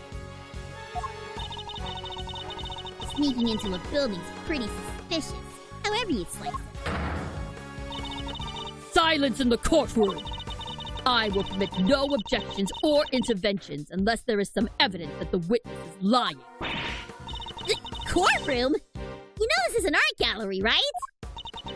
Mr. Gusto, if you could please continue by explaining why you've opened the Pisces case. I wanted to see Frost's work up close, so I went up to the Gemini. Saw, I guess it was supposed to be the Pisces, and I saw the lid was frozen on tight. So I grabbed a blowtorch from nearby and tried to open it. When I finally got it open, gas came pouring out. Fascinating. His is the sort of flawless testimony his attorneys can only dream of. Yeah. See, everything sounds like a lie kind. I am none too satisfied with Mr. Gusto's explanation myself. Alas, there is no evidence to refute it. Come on! There must be something! It's Bow's story you should be questioning, not mine. I'm not the one who set up a gas trap. She could have killed anybody with that thing. Objection! She turned on the sprinklers as soon as the gas was released. She knew exactly what she was doing. She was gonna be the killer and nobody else. That killer being you, pal. So you believe that self-confessed criminal? Miss Bound is far from blameless in this affair, and she will have to pay for her crime. But so will Mr. Frost's killer. You seem determined to pin Frost's murder on me, but I had no reason to kill him. And you have no evidence to prove otherwise. Can we really not prove that he's the killer, Mr. Edgeworth? Mr. Gusto fell victim to the poison gas. That much is indisputable. Yet, no matter how suspicious his actions in the present may seem, they prove nothing about the past. Yeah, but then what about you, Mr. Fender? There must be something we can do. You're right. We may not have evidence, but we have plenty of intel. Let's see now. Gusto killed Frost. He must have had a reason. He claims not to have a motive. That can't really be true, can it? Okay, we got a piece of logic here. If he did, he has. If he did it, he has. Not many people commit murder just for fun. In fact, your old man had a little back and forth with Von Karma about a probable motive too. Remember? All right, back to Daddy Edgeworth. How can you possibly say that with any certainty? If their relationship is broken down for some reason, that could very well be the motive behind this murder. Von Karma wouldn't let us talk to Gusto back then. And now, if we can put the pieces together, I think the picture we've been looking for might just emerge. Yes, I think you might be right. I think everything we know of the IS-7, especially the question that never got answered. Finger marks. You the one wearing the gloves? Miss Scone denied the finger marks on the frame were hers. But what if they were Mr. Gusto's? Perhaps he had wanted to take a look through the ultimate cookbook.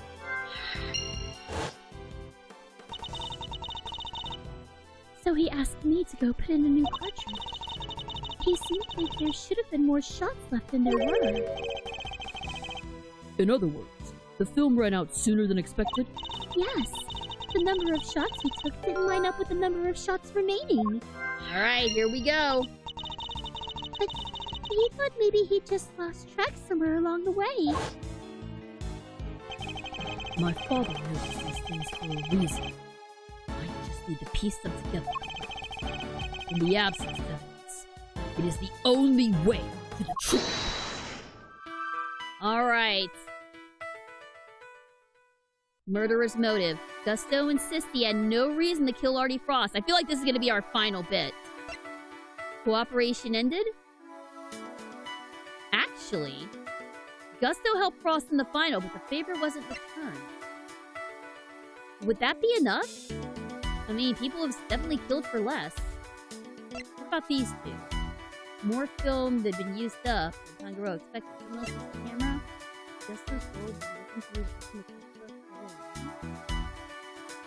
Okay, what if there were fewer?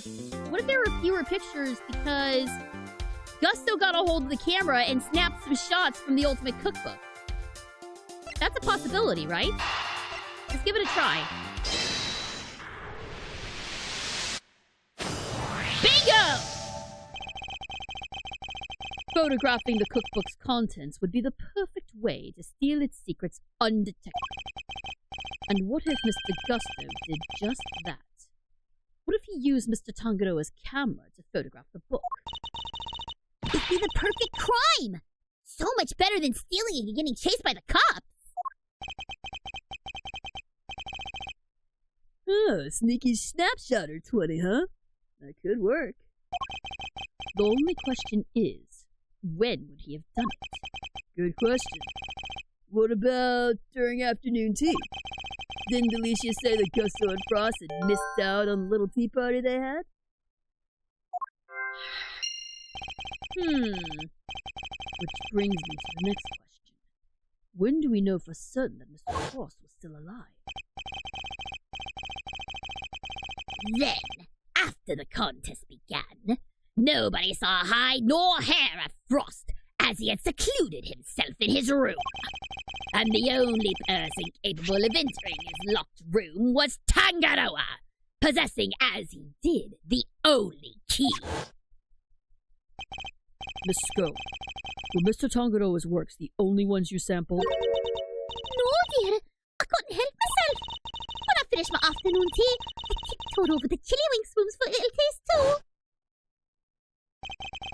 Mr. Frost had kept to himself inside his room after the contest had started. But he was gone by the time Miss Scone snuck into it to sample his work. Meaning, there's a good chance he was murdered before the end of afternoon tea. Okay. Frost and Gusto didn't attend afternoon tea. That doesn't link up. I think these two do link up after all. Hello, Luigi. Welcome. Thanks so much for tuning in. Good to see you. I'm stuck in angry mode right now because I am intent on finishing this case. I have a very good, important question for you. If you're playing a visual novel game, do you feel lonely when you're voice acting alone in one game?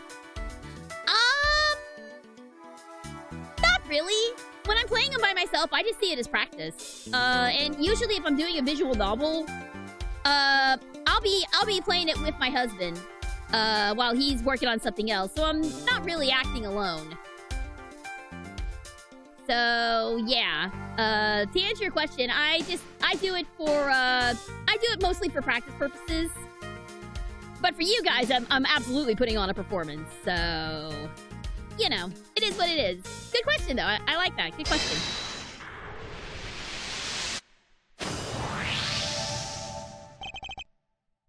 Mr. Gusto, you and Mr. Frost conspired to create works for the contest together, did you not? So, you know my little secret. Mr. Fender was kind enough to inform me. Mr. Frost was in charge of the designs, while you were in charge of the flavor. Is that correct? What can I say? I still had a long way to travel on the road to becoming a master confectioner. But you only collaborated up through the semi-final. Something changed after that. We both wanted to show what we could do. Show that we were better than Tangaroa. Objection! Then why did you help Mr. Frost with his entry for the final? What grounds do you have to say that? Your own statement, made to Mr. Von Karma 18 years ago. You told him that you had been working together right up until the day before the final. Mr. Frost's entry was carved entirely from blocks of flavored ice which would have needed at least a day to freeze, and whose flavors would therefore have already been prepared by Mr. Gusto. Yes, which lines up perfectly with what Gusto told me, that he helped Frost until the day before the final. In that case, Why didn't Mr. Frost reciprocate and help Mr. Gusto in return? I can hardly be expected to read the minds of the dead. So, why didn't Mr. Frost help you in return, I submit that your relationship broke down for some reason, and that became the basis of your motive for murder. There we go! Get that scalding hot sugar all over you, you punk! That's not how it was! Sure, we stopped working together, but it was all perfectly friendly. You stopped working together in a friendly way? Kinda hard to imagine, but okay. Besides, how do you think I did it exactly? You think I just strolled into Tangaroa's room and killed Frost? I couldn't have killed the man while Tangaroa was in there working on his chocolate pieces, could I? So you see, it can't have been me. I wouldn't be so sure. There must be a window of time when Mr. Tangaroa wasn't in his room. And if I can prove that, I can prove that Mr. Gusto had the opportunity to kill Mr. Frost. This is where the afternoon tea! It had to be the afternoon tea! Connect them! Connect them up!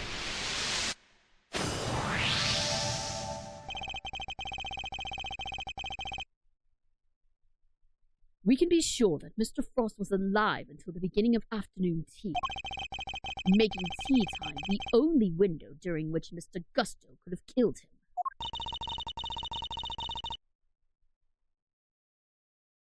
Are you satisfied with Mr. Gusto's story now, Mr. Edgeworth? Sadly, I'm afraid I am still rather unsatisfied. But things are finally starting to become clear. And the truth will soon come to light at last. Do you mean to say that you have uncovered new evidence? Evidence? No. I was hoping I might convince Mr. Gusto to open up to us about it instead. Oh! Is it mind games time again? It is. Mr. Gusto, I have a question for you. I said I have a question for you! Ugh, what is it? You chose to make your entry for the final on your own. I told you, I wanted to test myself. I wanted to prove I was the best in the world. Objection! If that were the case, then surely you wouldn't have chosen to cheat in the first place. So tell me, Mr. Gusto, why did you feel the need to team up with Mr. Frost? Oh, is it time for the chess dimension? It's time for the chess dimension! Let's go!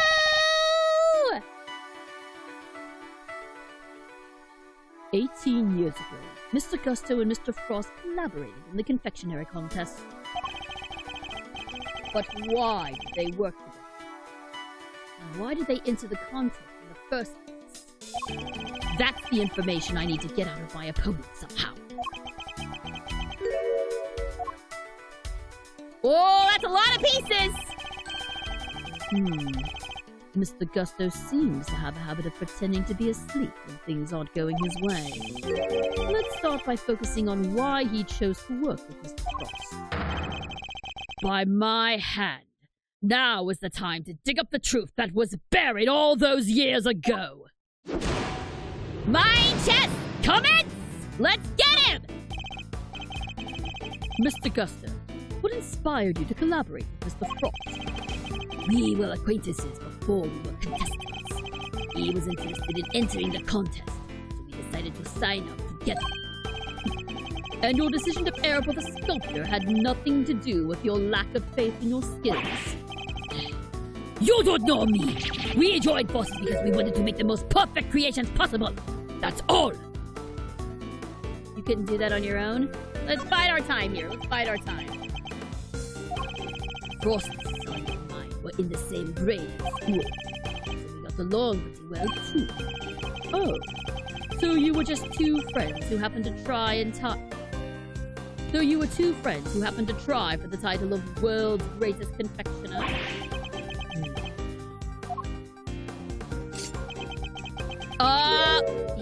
He's fallen asleep again. Wakey, wakey! Pretending to be asleep when the going gets tough won't work on me, I'm afraid. Mr. Frost was a sculptor, Mr. Gusto.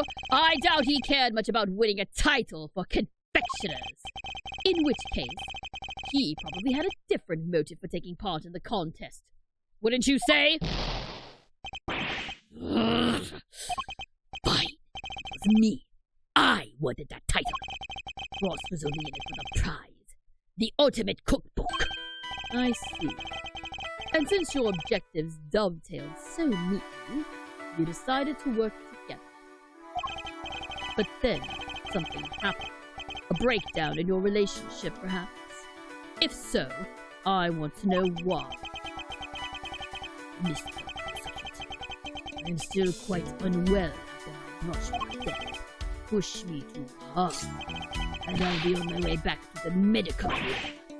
No, wait! Then you'd better wrap this up. I am already dangerously low. Come on! Mr. Gusto is trying desperately to make his escape. He's not going anywhere yet. Not as long as he's still keeping it.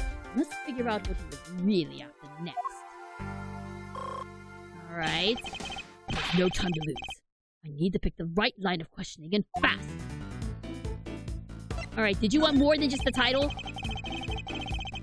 I don't think he would have had any interest in...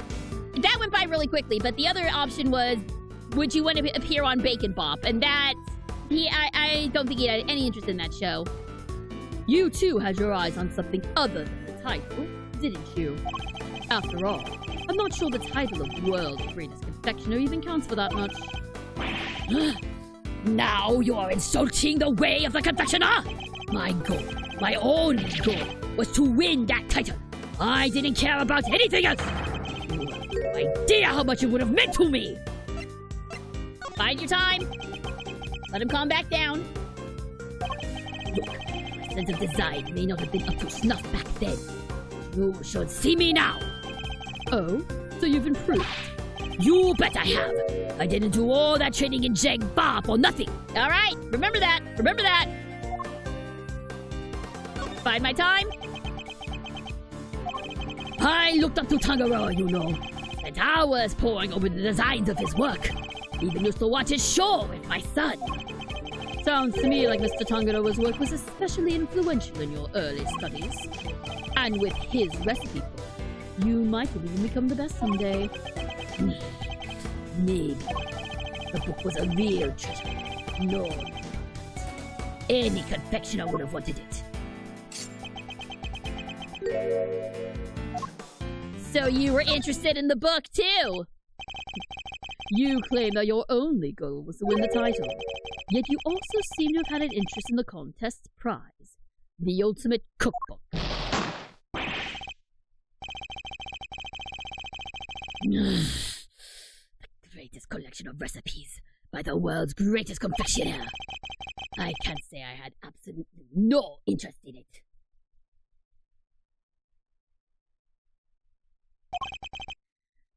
Why are we throwing chess pieces? This is how we do in the chess dimension, guys! This is how we do in the Shadow Realm. And even if I did, what exactly is so wrong with that? Nothing, I suppose. Only that the book contains recipes for medicines, not desserts.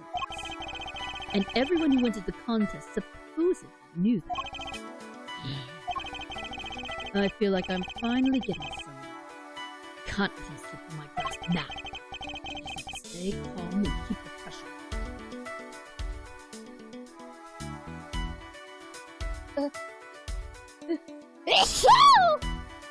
Excuse me. Ooh. Keep the pressure on. Alright. Next, let's find out why he wanted the cookbook. Did you really need it to help you make your sweets? Let's go with that. So your plan was to win the cookbook and use it to help you with your own creations? Yes! A book like that could have improved my craft tenfold! You could have made a lot of money if you sold it. I don't know much about what was actually in there, but it was worth more than money. I'll tell you that.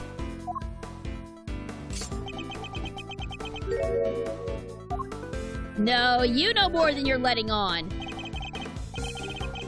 Come now, Mr. Gusto. I think you know more about the ultimate cookbook than you claim. They told us a little about the start of the contest. Then you know what kind of recipes it actually contains, don't you? And that they weren't dessert recipes at all. I see you did your homework. Fine. So you know what's really in there. The ultimate cookbook, or the Angel's Cookbook, to give it its proper title. It's a collection of chemical formulas and ways to synthesize new medicines nobody has ever heard of. So he did know the cookbook actually contained recipes for medicines. This could be an important clue. Alright, so did you know what it was really worth after all? Did you know how valuable the cookbook really was? What kind of a question is that? It was a collection of Tangaroa's recipes. There wasn't a confectioner in the world who wouldn't want everyone to get their hands on it. But you just said that, dude! You knew what really wasn't in there! Your designs may have improved thanks to your training in Shanghai, but you clearly didn't do enough work on your skills of deception. You've already admitted that you knew the ultimate cookbook was a collection of recipes for medicine!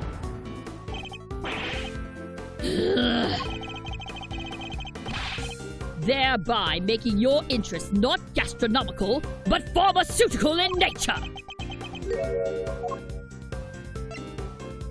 You needed medicine, didn't you?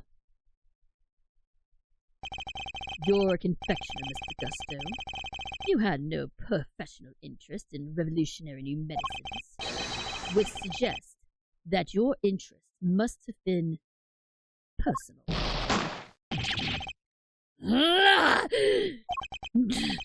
I underestimated you. Fine! Winning the title wasn't the only reason I entered the contest. I needed one of the recipes in that book. It was for my son. He was sick. He was? Tell me more. It's none of your business. I told you as much as you need to know. That's right. I can't let him off the hook. Let's find out what this mystery illness was. Almost gotten to the bottom of this. I can feel it. Just a few more moves. Alright, let's start with the name. Oops, maybe not. Could you tell me the name of the disease your son suffered from? You're a real cold customer, Mr. Prosecutor. Isn't it enough that he was seriously ill? Why would you force me to tell you more? Uh-oh. Yeah, I screwed up there. I'm gonna try to attack. I need to study my opponent's reaction. Pick my own responses accordingly. Why don't we find out more about the son first? Tell me a little more about your son. He was my pride and joy, and my biggest fan. Was? Uh-oh. Y'all catch that was? And you entered the contest in order to help him? You clearly have children of your own. Any father would have done the same. I would have done anything to help him. Anything. Bide our time here. He would come see me here at the contest venue too. Right up through the semifinals. Really? He didn't get in the way of it.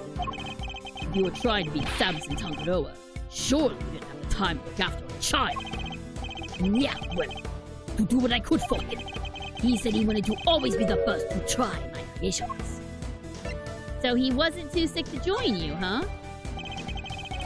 You said your son was sick, Mr. Gusto, and yet he was able to come and join you for the contest?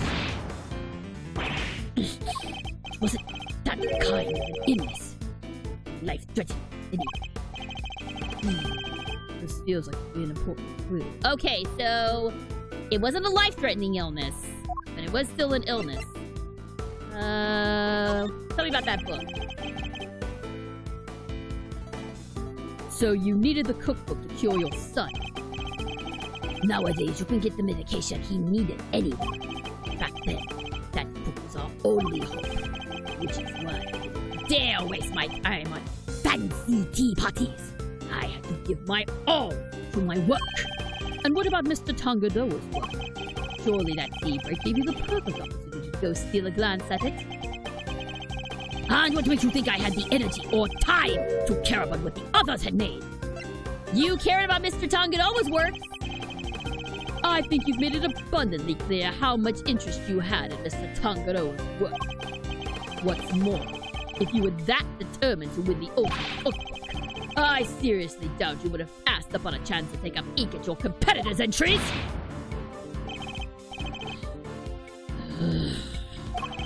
I had plenty of chances to go throughout the contest to see and sample my rival's work, though.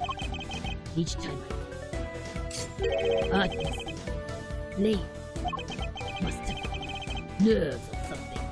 He had the same condition as Samson! He suffered from the same thing! So maybe it wasn't his son who needed the medicine, but it was him himself! Nothing Mr. Gusto tasted had any flavor. That seems like it would be an important clue. Alright, now tell me about his condition. Alright, we got this already. Cold customer. Time to deploy my clue. You've already shared with me that your son's illness wasn't life-threatening. So why are you so reluctant to share any further details? It may not have been life-threatening, but that doesn't mean it hadn't been life-altering. I see. That must have been very hard on both of you. Of course it was. That was why I did everything I could to find a cure. We were desperate. Couldn't taste anything, not even his favorite desserts.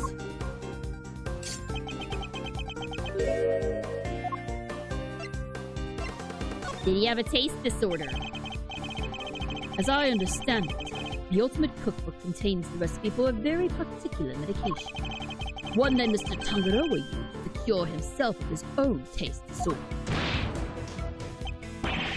So, he had it too. Two, you say?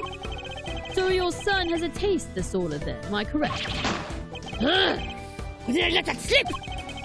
You've been asking me to believe that you needed to win the cookbook in order to cure your son. But was that really the case? Of course it was! What were you saying? I'm saying that I'm not so sure that's true, based on everything you've told me. You also have it! Taste disorders are difficult to live with. It isn't easy not being able to enjoy your food. You should know. After all, you just told me you'd experienced something like that during the contest. You said that nothing you sampled had any flavor. Those were your words, correct? Which would seem to suggest that you were suffering from a taste disorder. Confectioner without a sense of taste? Not exactly ideal. Are you sure it wasn't actually your own condition you were seeking a cure for, Mr. Gusto? I have had enough of your speculations! I managed just fine in that contest! Made all my own entries, no problem! But you were working with Mr. Frost!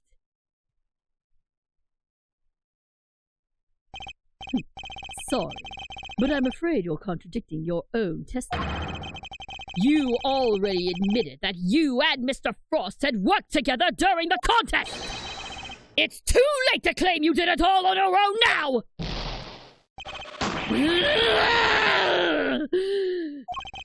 You wouldn't have us believe that you were a man of principle, a dedicated student of the confectioner's art. Yet you abandoned those principles and conspired with Mr. Frost to rig the contest. All so you could cure your own taste disorder. You got me, Mr. Prosecutor. As you said, my sense of taste was shot. My son's was fine.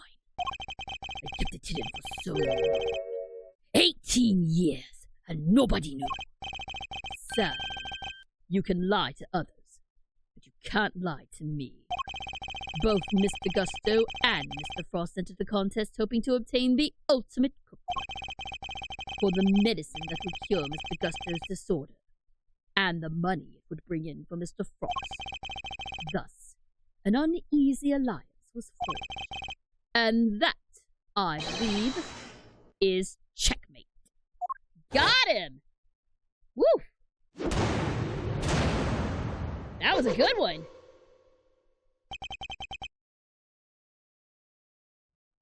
Ugh. Angel, not anarchist? Yeah, I think we discussed that earlier. The anarchist cookbook was an actual thing, but the angel cookbook is completely made up. And yeah. Someone else caught the was too. Yeah. I have a feeling that his son died. And so that's gotta play a part in this. It's got to.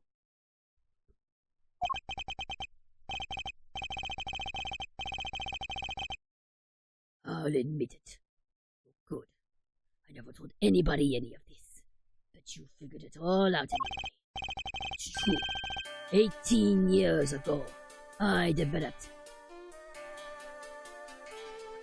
I'm gonna butcher the name of this disorder. 18 years ago, I developed Agusa. What's Agusia? It is a taste disorder that makes it so you can't taste anything at all. Infection's worst nightmare. Mr. Fender, is this what Mr. Tangaroa had as well? No, the big man had what they call dissociated taste disorder. Basically, some things you can taste just fine, while others had no flavor at all. Something true. Not when there was a way to cure it in the market. Which is why you needed Mr. Tangaroa's cookbook. Do you admit now that that was the real reason you entered the contest? It was only one of the reasons. I wasn't lying when I said I wanted the title. When I put my mind to something, it gets done! And I won't lose to anybody! I may not have been able to taste it then, but I still knew my stuff was good enough to win. Oh? So you went into the final thinking you stood a good chance of winning? Of course. What was it that Fender said about what Mr. Tangaroa thought of Mr. Gusto's creations? Mr. Gusto's creations were a perfect balance of flavor and design, at least up through the semi-final. But disappointingly, his entry for the final was subpar on both counts. We were told that your entry for the final was far from the prize-winning taste sensation you described. What happened, Mr. Gusto? What went wrong that day? Fine. You want me to talk, I'll talk. But you are not going to like what I have to say. I don't know. I haven't liked what a lot of people have had to say today.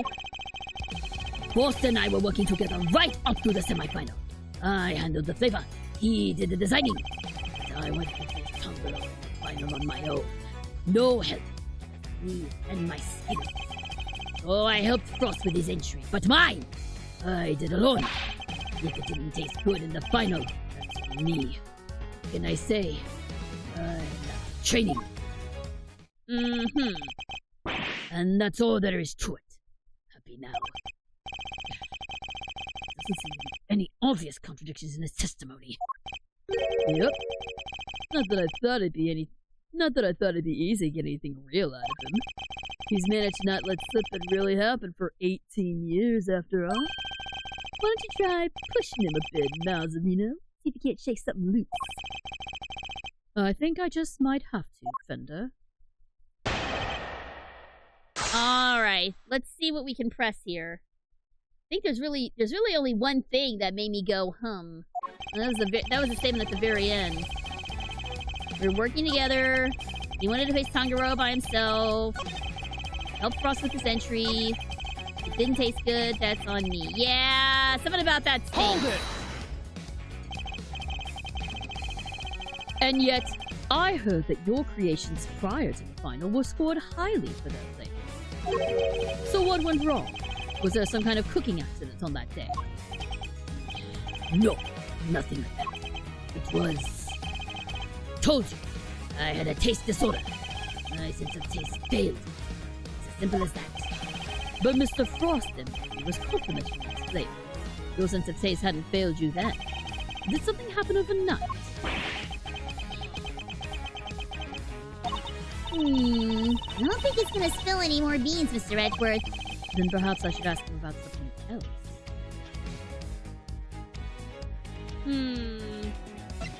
How about the semi-final?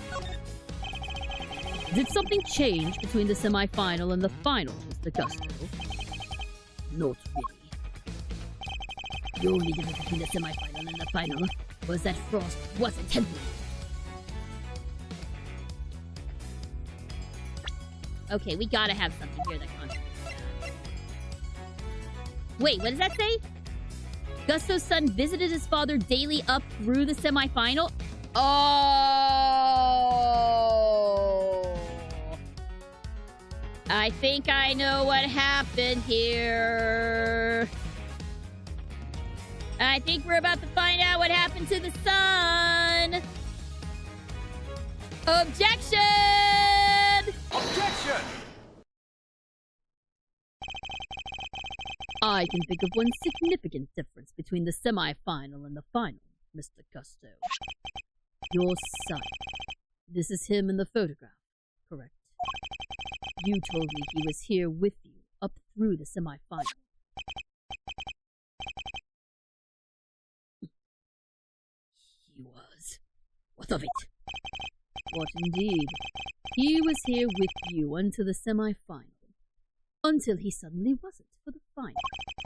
And just as suddenly, your works went from being lauded for its flavor to being lambasted for it.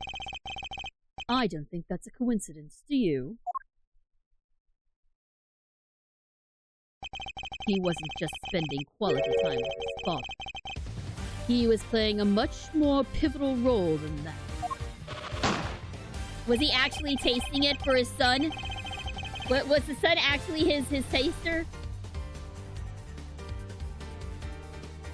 I think his son was actually his taste tester. I just wanted him to see me hard at work, to show him I was trying my best for us. Who knows? Maybe it was him being here that helped me do so well in those early rounds. He talks a good game, but nothing about this guy screams super dad to me. Indeed. Thankfully, we would only have to give such an idea credence if this story were true.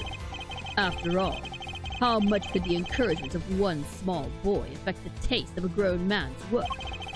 Mr. Gusto prided himself in the flavors of his creation.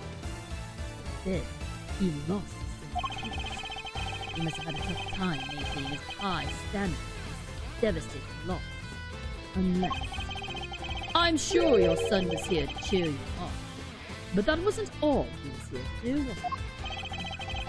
You are a very suspicious man, Mr. Prosecutor. But why not try answering yourself for a change? What was an elementary school kid doing here, other than to support his father? He was your taste tester! Your son knew the taste of your work pretty well, I imagine, Mr. Gusto. He was my biggest fan. Of course he knew it! In which case, he would have been a good judge of whether something tasted on brand, so to speak, no?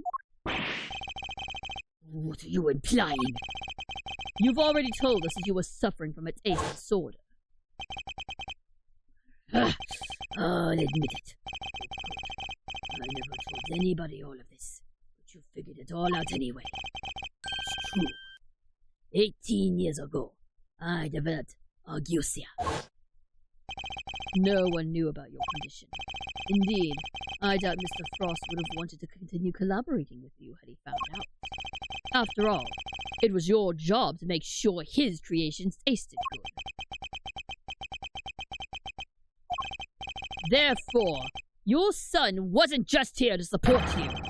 He was helping you by taste testing your work.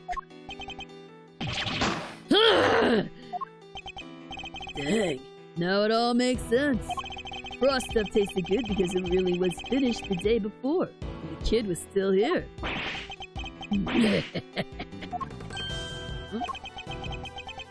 Uh-oh. What has he got now? You have a vivid imagination, Mr. Prosecutor. But do you seriously think I trust a kid to tell me how to adjust the taste of my masterpieces. I have some. No, even back then. Did you now? My designs may not have been much to write home about back then, but I always knew my work tasted better than anybody else's. You think I'd risk everything by putting my reputation in the hands of a child? This is just more speculation. That's all it is. In that case, I ask to speak with your son this instant. Let's see how much of your story he can corroborate. Sadly for you, my son is no longer my concern. What? As soon as I got my sense of taste back, I went straight to Zhengfa and started training. And cut off all ties with the kid for good. Oh, so he wasn't murdered. He's just a shit dad. Okay. Well, I was wrong then. What? You abandoned your own child. And that ain't the half of it. No one knows where he is, even now. The cops have looked all over for him. No dice. So, still think you can prove your asinine theory? I'd like to see you try. You think I care about anything besides confectionery? Think again. I got my sense of taste back. What need do I have for a son? Silence in the courtroom, while Mr. Gusto's words and actions may demonstrate a certain lack of humanity on his part. The goddess of justice cannot judge him. Therefore, Mr. Edgeworth, I believe it is time for you to admit defeat. Yeah, keep it tough. 18 years is a long time for anything to surface now. Proof or otherwise. Mr. Edgeworth, we gotta do something! If we don't, the truth might be lost forever! Where are you, Detective Gumshoe?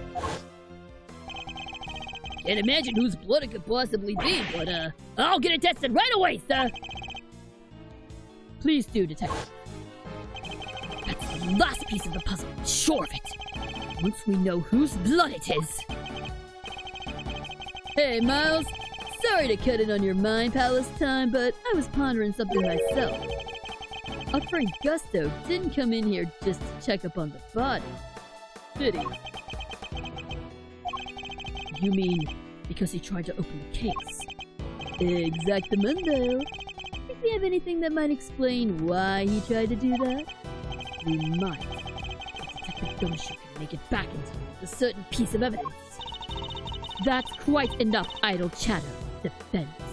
Now, if you... Here he comes! Our boy has come to save the day! Yes, sir! Yes, I love that they called it a mind palace. Yeah, there's a running theme in Ace Attorney with shit parents. Gusto, Morgan Fay, Manfred. A lot of horrible parents in this series. Mr. Edgeworth, sir! Sorry to keep you waiting! Speak of the devil. There he is! Oh! In one of the Hitman 3 missions, you can play as a pie trying to solve a murder case. Oh, really? Really? I haven't tried the Hitman games yet, but they are on the queue. But that's cool. Yes, Gumshoe for the win! We love to see it. I take it you have the test results, Detective? Yes, sir! The lab just got back to me! Detective, please. Court is in session. Now then, am I right to assume that you are bringing us the evidence Mr. Edgeworth was just speaking of? What? Hey, no fair! Why didn't anyone tell me about any of this? I feel like Eustace is more and more becoming a younger, whinier version of Asterion. Thank you very much, NSM, for the gift sub, and congratulations, Admiral Trina! Please enjoy the sub. It is indeed the evidence in question, Your Honor. It needed testing, so I asked him to carry it out. What the? Why is everyone always helping you? I'm supposed to be the one in charge here. Mr. Wood, I'm sorry I didn't involve you. This is important. Can we at least hear what the detective has to say? Well, all right. Yeah, I think more and more Yus is just becoming a whiny Asterian. Yeah, screw it. We're going with this. I like this. I like the direction that this is going. So, Detective Gumshoe, what did the test have to tell us? You're not gonna believe this, but the owner of the blood we found in the liquid at the bottom of the Gemini case is Carmelo Gusto, the victim of the poison gas attack! What are you talking about? Thank you, Detective. You've been very helpful. Well, it looks like my suspicions were correct. What do you mean, Mr. Edgeworth? Yes, what do you mean? Explain yourself. What is the significance of this blood to this case? It's only the very thing that the perpetrator of the IS-7 incident has been trying to hide all these years. The fact that your blood was found inside the Gemini case, Mr. Gusto, is as good as us finding your blood lying right next to Mr. Frost's body!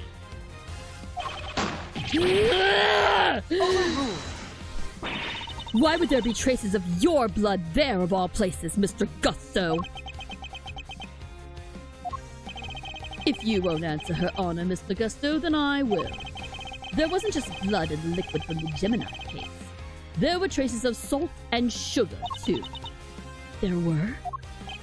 And if you remember, one particular part of Mr. Frost's work was allegedly very salty indeed. Oh, yeah! You're talking about what Delicia told us back then, right? What was it again? Did they ever? I never tried ices so scrumptious in all my life. Really? Man, I wish I could have had a bite. Well, it's scrumptious, except for the salty bit, of course. That was unbearable. The salty bit? It's in the other photo she got there. This bit, the hardy thing.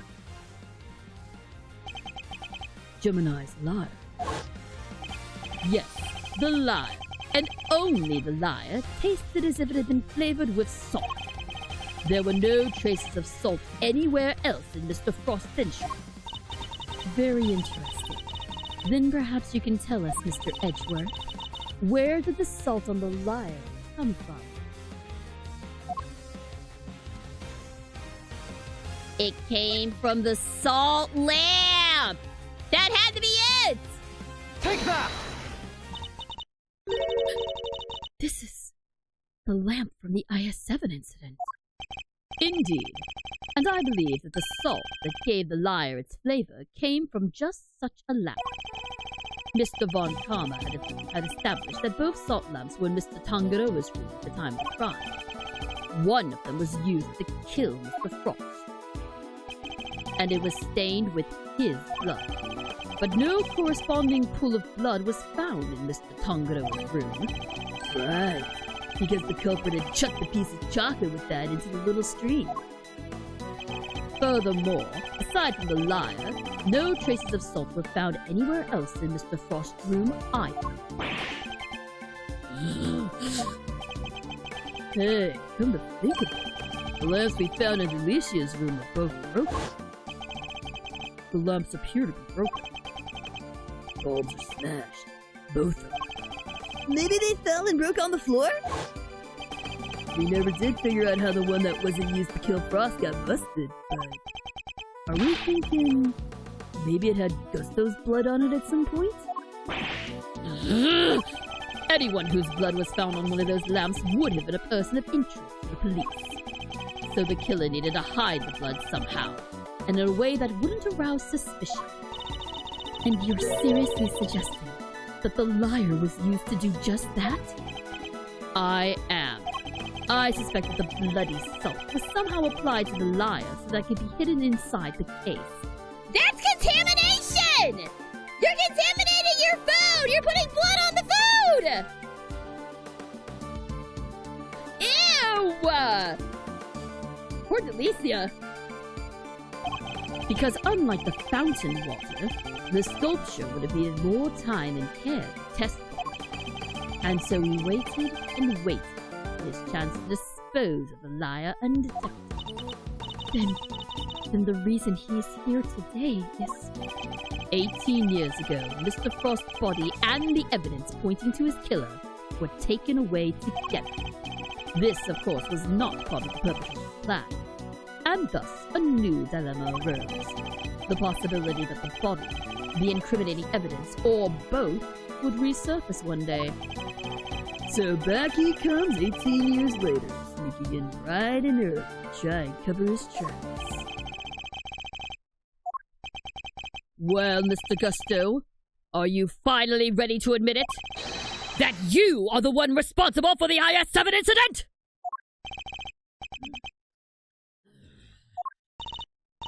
Mr. Gusto, it's all because of you that Samson...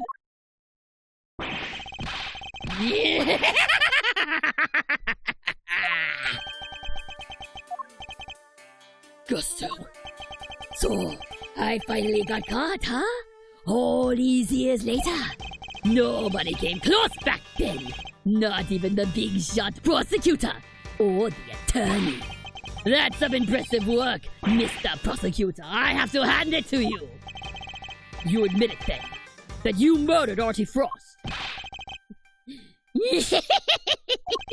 Sure, I do. I did it. I killed him. But he only had himself to blame. What do you mean by that? He agreed to help me. We were supposed to help each other so that one of us could win.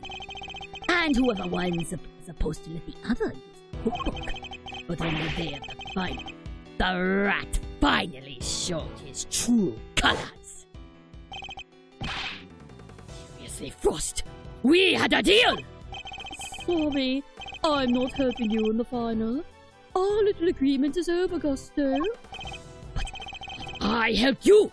I spent all day yesterday making the ice for your pieces! Did you? And you can prove that, I suppose? You were planning to betray me right from the start, weren't you? After Frost double-crossed me, I had to make my piece for the final by myself. And like you said, my son is dead. So I didn't have any help with the flavor either. So much for the pride you claim to have had in your ability to make delicious desserts. Go ahead and judge. You have no idea what it's like for someone like me to lose my sense of taste. I gave up everything to become the best. Everything! I take pride in that. Something someone like you could never understand. You're right. I don't understand. Do you take pride in the fact that you resorted to murder? Or that you abandoned your son? Why would I want to understand someone who would do such things? A man can't afford to rely on other people. I learned that the hard way 18 years ago. My son never showed up on the day of the fight. And in hindsight, I wouldn't be surprised if Frost was the reason why. Why would you think that? What exactly happened to your son? How am I supposed to know? Told you! None of my concern anymore! And according to you guys, nobody knows where he is now either. You don't care?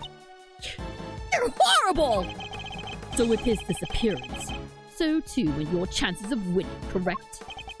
Yeah, I had to think of the way to get my hand on the book. That's when inspiration struck.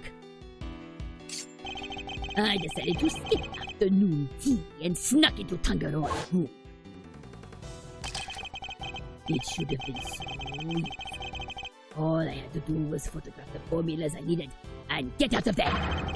But then, Frost showed up. I thought I might find you here. Stealing recipes from the famous cookbook, hmm? Fuss! What's this? A cure for taste disorders? Oh no, that's just too tragic. A confectioner who can't taste anything. What will people say? You tell anybody, I'll... Yo, what? You can't even hit me, you miserable worm. Are you? Ross shoved me hard when I went to punch him. Knocked me clean off my feet. I crashed into one of the lamps. Must have been where my blood. So Mr. Frost wasn't the first to get hurt. When it was all over, I realized I had to get rid of that blood somehow. So I scraped off all the blood bits, dissolved those shots in some flavored ice mixture, and brushed it all over the hop. And that's how you made the evidence linking you to the murder. Frost was going to blackmail me. He would have made me give him money to keep him quiet about my condition. So you decided you had to kill him? Yeah, I guess I did. Why would I let him live? Would you want someone napping something like that over your head? Besides, he's the one who drew first blood. Makes for a solid case of self-defense, don't you think? That was the impetus behind it all. Anyway, I initially took the lamp to Frost's room. Went straight there once I figured out how I was going to hide the blood pouch. Inspired by all the ice sculpting tools lying about the place, I guess. You're not as dumb as you pretend to. Yeah, figured I could use them to chip it off, grind it up. Once that was done, painting this up all over the hop was easy. My Samson! Why did you have to frame him? Hold it! I never meant for the cops to pin it on him. That was your fault. You and the rest of them. Why do you think I went to the trouble of placing the lamp and cloths back in Scone's room? There's only one reason to plant the murder weapon in the room of another contestant. And that's to cast suspicion on that person. What? You tried to frame me, Goosey Pants! Yeah. But why? Why poor old me? I respected Tangaroa. He was the best. A true champion. I would never have wanted him to take the fall. But you're a fraud. Your work wasn't even real. You had no respect for our craft at all. You deserve to be punished for what you did. Oh, Steve! How could you? And had you refrained from Tangaroa's work, Frost's body wouldn't have been found. My plan was to Tangaroa was judging all. That's when I sneaked the corpse into Frost's room and freeze it. But thanks to you, bounty found it before I had a chance to retrieve it. I don't understand. Why did you need to freeze his body at all? Why indeed? Mr. Edgeworth, surely you must know. Why did Mr. Gusto need to freeze Mr. Frost's body? He was gonna try and screw with the time of death, I reckon. The only one that makes sense.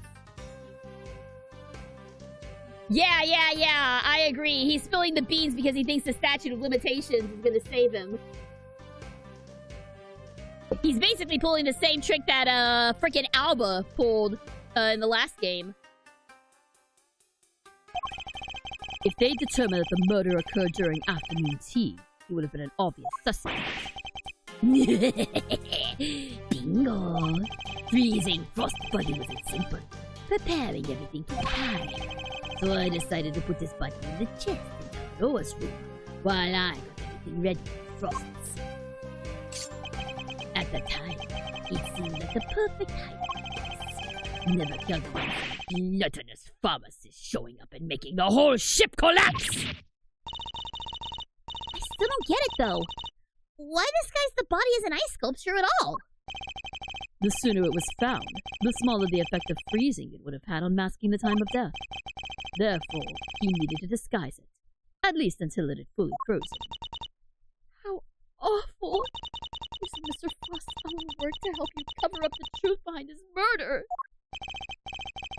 Ironically, Tangaroa would have been just fine if the body hadn't been found before I got it out of his room. If only things had gone to plan, he wouldn't even have been arrested, let alone convicted. You mean it was my fault? Everything that happened to Samson, it was all because I found the body? Don't let him get inside your head, Jinx. None of this is your fault. If it wasn't Samson, it would have been Delisha instead. She would have been the one they arrested. Either way, there's only one person to blame here, and that's Gusto. The initial detective was so bad at his job. He never even told the prosecutor that the body had vanished. So then, Mr. Von Karma had unwittingly placed Mr. Tangaroa under arrest in the absence of a body. I mean, I guess it would explain why he was so keen to wrap things up. Still, you'd think he'd notice something as big as that if he'd taken a look at a few reports, right? Not if someone had been deliberately distorting the facts of the case, though. Either way, it seems that Mr. Von Karma didn't know about the body until after the arrest had been made. But admitting that would have spoiled his perfect record. So he kept it to himself and proceeded to prosecute Mr. Tangaroa regardless. Can this really be true?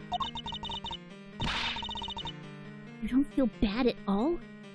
Somebody spent 18 years in prison because of you! Sticks and stones, girlie. Sticks and stones. What a jerk! I ought to arrest you right now, pal! I'm afraid I can't allow you to do that, Detective.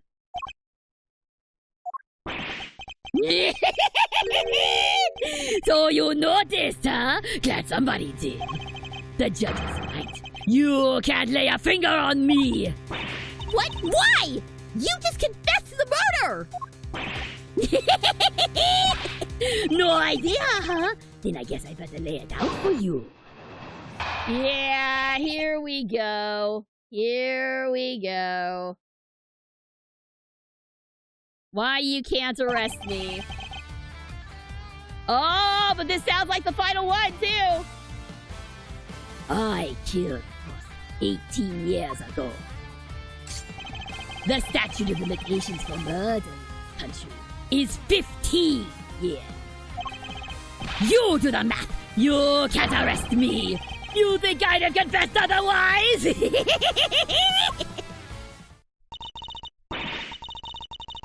That's right! The statute of limitations only 15 years! Is this really the end of the line, Mr. Edgeworth? Once the statute is expired, he can't be charged. But... How unfortunate, Mr. Edgeworth. I'm afraid that both Mr. Gusto's confession and your deductions will have to be struck from the record, and that Mr. Tangaroa's conviction will remain in place. But we've finally proven that the police never had Mr. Frost's body in their possession! Even if we counteract Mr. Gusto, surely Mr. Tangaroa has grounds for a retrial on that basis! Does he? I wouldn't be so sure. I'm afraid that the goddess's judgments are somewhat harder to overturn than you might imagine. So the committee means the verdict for 18 years ago to stand no matter what! Bad luck, Mr. Prosecutor! There must be something we can do! Something to bring Mr. Gusto down!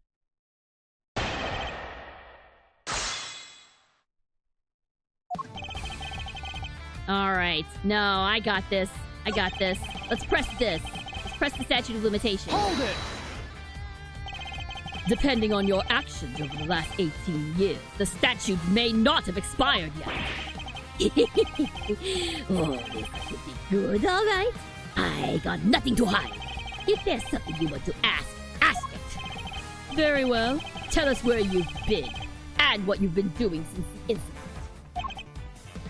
Sure. Not long after the contest, I was able to cure my taste disorder thanks to the formula. And not long after that, I went to Zhengfa to really buckle down and hone my craft. That explains a lot. We tried to contact you after the fact, but I guess you were long gone by then, huh? Could be. I left, around a year after the murder. It was before Takero's last day in court. Going to Zhengfa, the best thing he did. Flavor, design. I am the full package now! And all on the backs of those whose lives you destroy! What's an omelette without a few eggs? Nothing, Mr. Prosecutor. Nothing. You're evil. Sticks and stones, girlie. You can't arrest me, and that's all that matters. I need more to work. Something I can get out of him. Maybe I can push him further on the statement he just made. Anything I should follow up on? His training in Zhangfa! I'd like you to tell us more about your training in Zhangfa, if you wouldn't mind. Fine. I later went to Zhangfa to train, and I finally became the best in the world. Yeah. And the minute you went to Zhangfa, pause was put on that limitation, buddy. You are so done. Objection! Objection!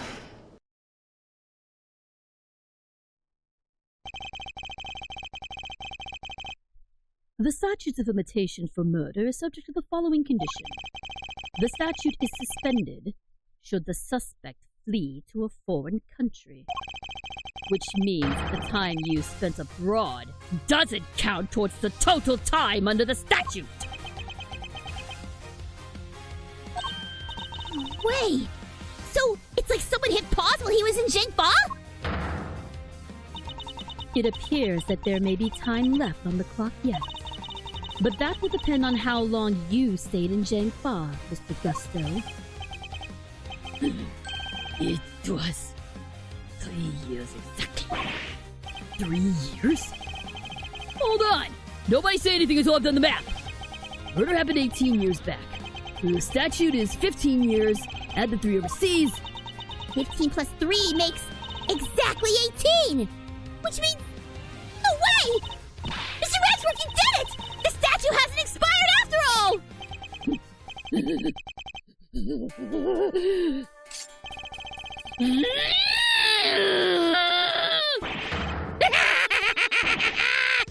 Bingo! 18 years exactly! Glad you worked it out for yourselves!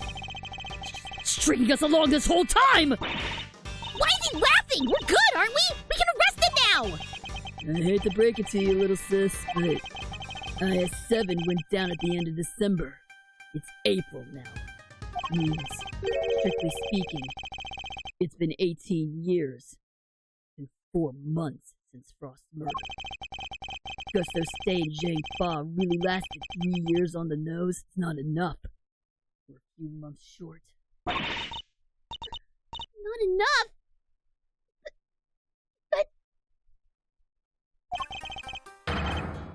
What did I tell you? You can't touch me! Hate to admit it. He read the board well when he made his confession. How unfortunate, Mr. Edgeworth. If only the statute had been suspended for another year. Those who would overturn the goddess's judgments must be willing to pay the price, should they fail. And you, Mr. Edgeworth, have failed. There must be something I can do! I knew it. If the law can't bring Mr. Gusto to justice, then... Jutes? What are you thinking? Judy? Judy, what are you about to do, honey? Are we about to see the second act in play?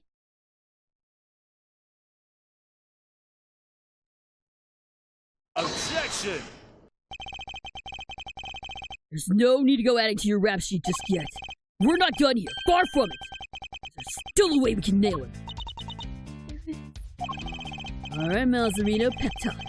I need you to think back over everything we know about the kid. Gusto's overlooked one critical thing that you yourself would let him believe wrongly about.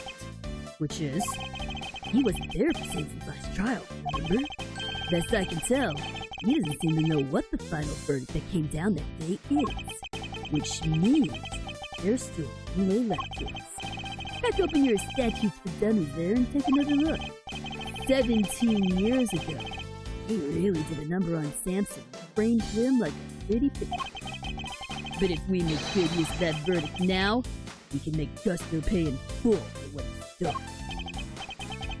And are you?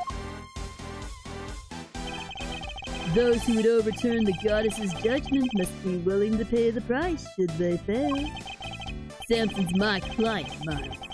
And I can't bring myself to use the source of his pain as a weapon against him. So whether we play our last card or not, it's gonna have to be up to you.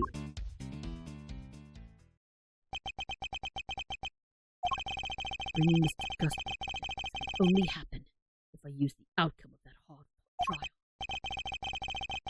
Should I raise an objection or play that card? Or not?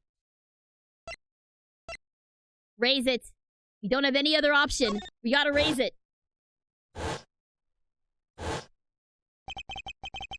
My father and Mr. Von Karma. One sought to reveal the truth, the other to hide it. I know which path I choose to follow. The one that seeks to reveal the truth. This court has reached its final verdict. The record will state that Mr. Gusto has been found not guilty on all counts. Objection! Objection! Mr. Carmelo Gusto is absolutely guilty, and I refuse to let him walk away. His crimes are too unspeakable to go unpunished. Do you mean to suggest that you have grounds on which to call for his arrest? Yes! Get him! Get him! Get him! I do. Now to show Judge Goodell something that proves the statute of limitations hasn't yet expired.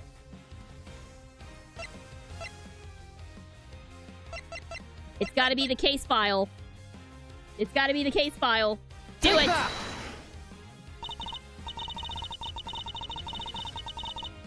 Very well. Is there a particular page of the IS-7 case you would like us to refer to? The suspect data. I'd like to direct your attention to the page concerning the suspect.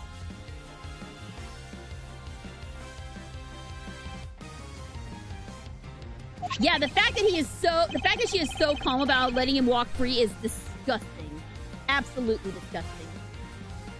As you can see, Samson Tangaroa was convicted as an accomplice. And it took around 1 year from his indictment for that verdict to reach. Yes, that does seem to be the case. The book you gave us details certain conditions pertaining to the statute of limitations for murder. One of them, as I mentioned, is that the statute is suspended if the suspect flees the country. And another states that the statute is suspended from the time of any accomplice's indictment to the end of their trial. What? Tangaroa was convicted as an accomplice? Yep. Guess you were in Zhangfa when the verdict came down. Samson was convicted as an accomplice, not as the main perpetrator. Which is clearly news to you. And not good news either. Am I right? But, how can that be? Tangaroa wasn't an accomplice to anyone! He was innocent, and you know it! Oh, we know it. It's what we've been trying to prove all along. And in a pleasing twist of fate, his wrongful conviction will be the very thing that sets him free! If you spent 3 years in Zhangfa, and your accomplice, Samson Tangaroa, was on trial for 1 year, It means you can still be charged with Mr. Frost's murder. Up to 19 years after the fact. In other words, the statute of limitations hasn't expired at all! The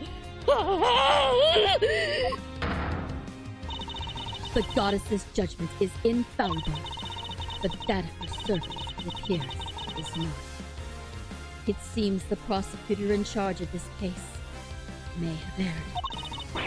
Unbelievable. We may have no choice but to instigate a full inquiry. Oh, we have so got him. How could this? 18 years. That is a long time to let somebody else suffer for your crime. It's time to pay the piper, Gusto. And not a moment too soon.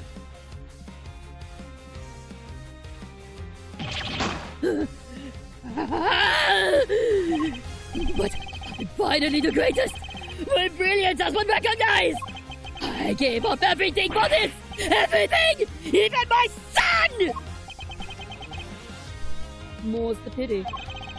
But you can't run from the law forever. Because the bills come due at last!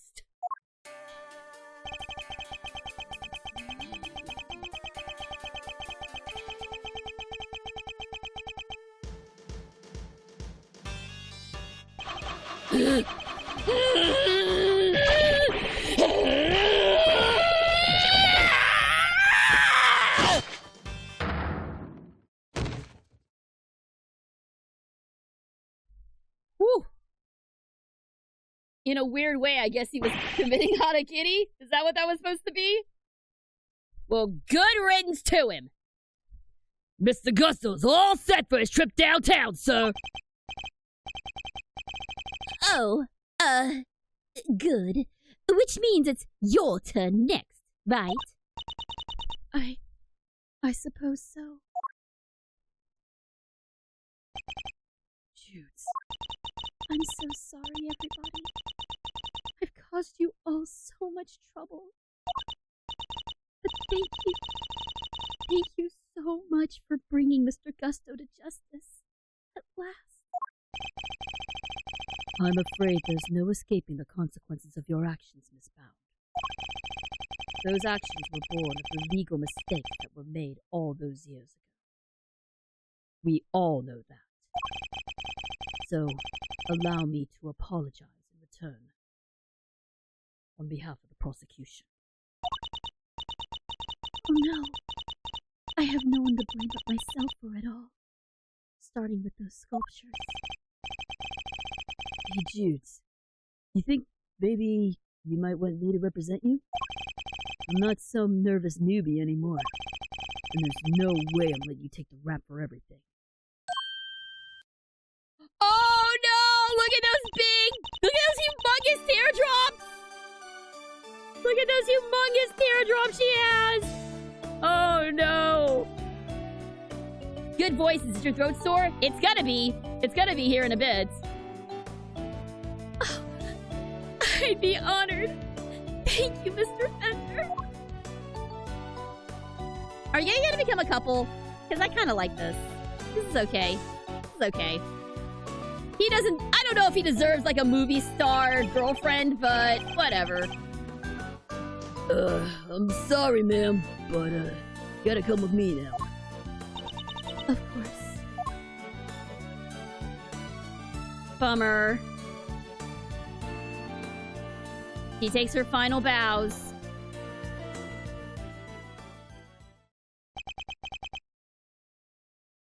Judge Gavel, why did you lie to us? Lie? What are you talking about? You implied that there was no case for a retrial. But as we've proven, that wasn't true. Surely anyone truly committed to seeing justice done would have called one as soon as the body was found.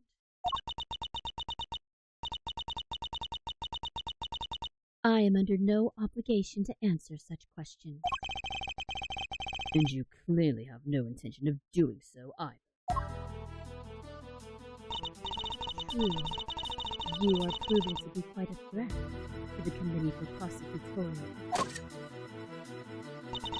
As such, you give me little choice but to report back on your continued transgression. No doubt you will be called to appear before the committee in due course.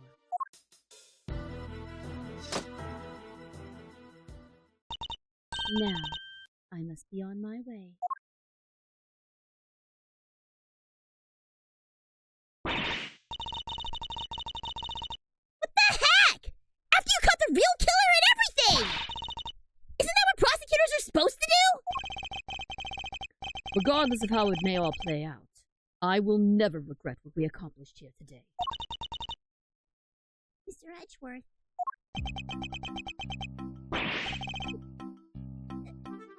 Hey, Mr. Edgeworth! Yes? Why did you stick your nose in this case anyway? You weren't even on the job! My job is to bring the truth to light, Mr. Winner. Not only as a prosecutor, but as a person. I don't get it. I wouldn't expect you to understand. Not as long as you believe that closing the case makes you a winner. That's going way over my head! I'm going home! What was that all about? Eustace still has a lot to learn is all. Oh no! He's going soft on him. He's going soft on Eustace. Uh-oh. Uh-oh. Oh, right, we gotta do this now.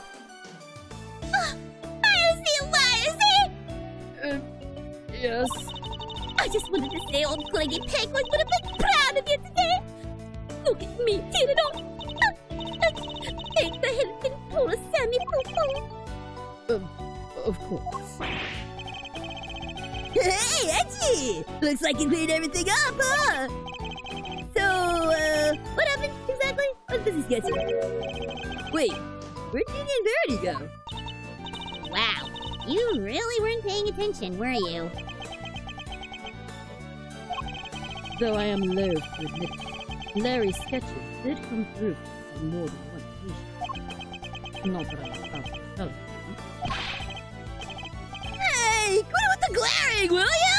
Whatever I did, I'm sorry! Calm down, Larry. I wasn't glaring. You totally were. You're just like your pop. He was a terrible liar, too. Listen, I'm gonna head out. Need to fill Samson in on what went down today. You wanna come with? Yes, of course. Great! Then I'm coming too! April 2nd, 4:56 p.m. Alright. This has been a long time coming, Samson, but we're getting you out of here, sir. So, what's Mr. Tangadoro like? I can't wait to finally meet him!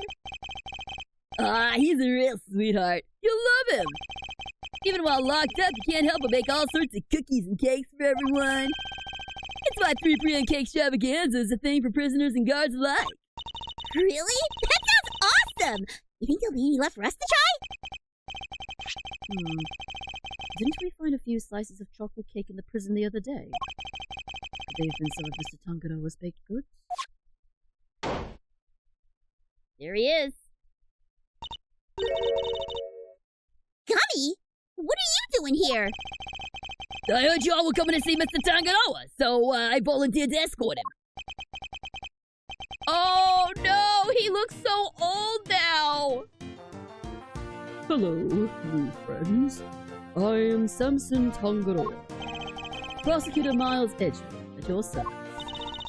And I'm Mr. Edgeworth's trusty sidekick, Kay Faraday. It's very nice to meet you both.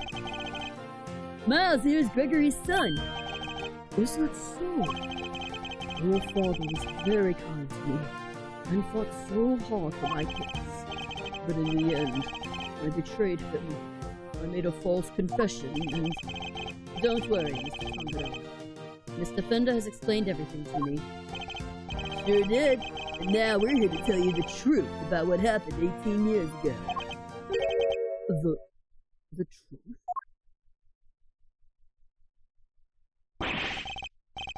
Judy did all that for me. Crazy kid who racked her brain for 18 years until she finally figured out how to set you free. What can I say? Turns out, she really would do anything for you. Oh, Judy. I never did anything to deserve such devotion. Come now, Mr. Tangaroa. I think we all know that's not true. The bond between the two of you has held strong for all these years, after all. You think so? I guess I'd better show him. Which piece of evidence is proof of the bond Mr. Tangaroa and Miss Bound share? She still has the chocolates. Take that! Those chocolates. Judy made them, didn't she? Yes, she did. They're super delicious and sweet!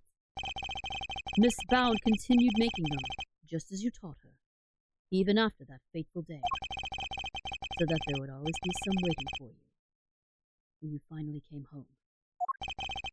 Judy.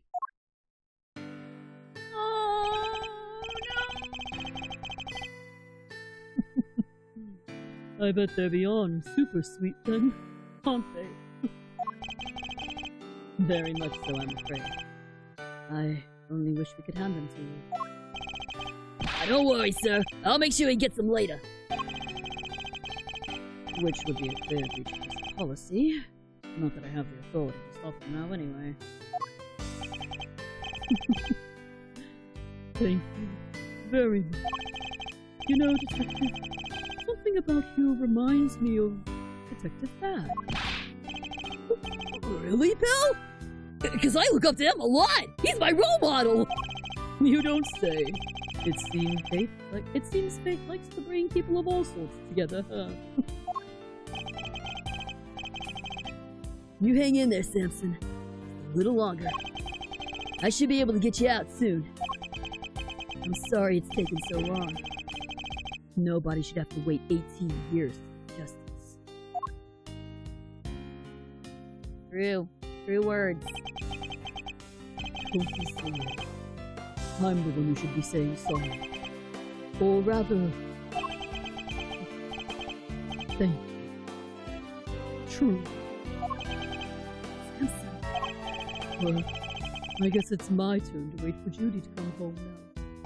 I need to make sure there's something delicious on the table for her when she finally walks through that door. Don't let me down, everyone. Leave it to me, big guy.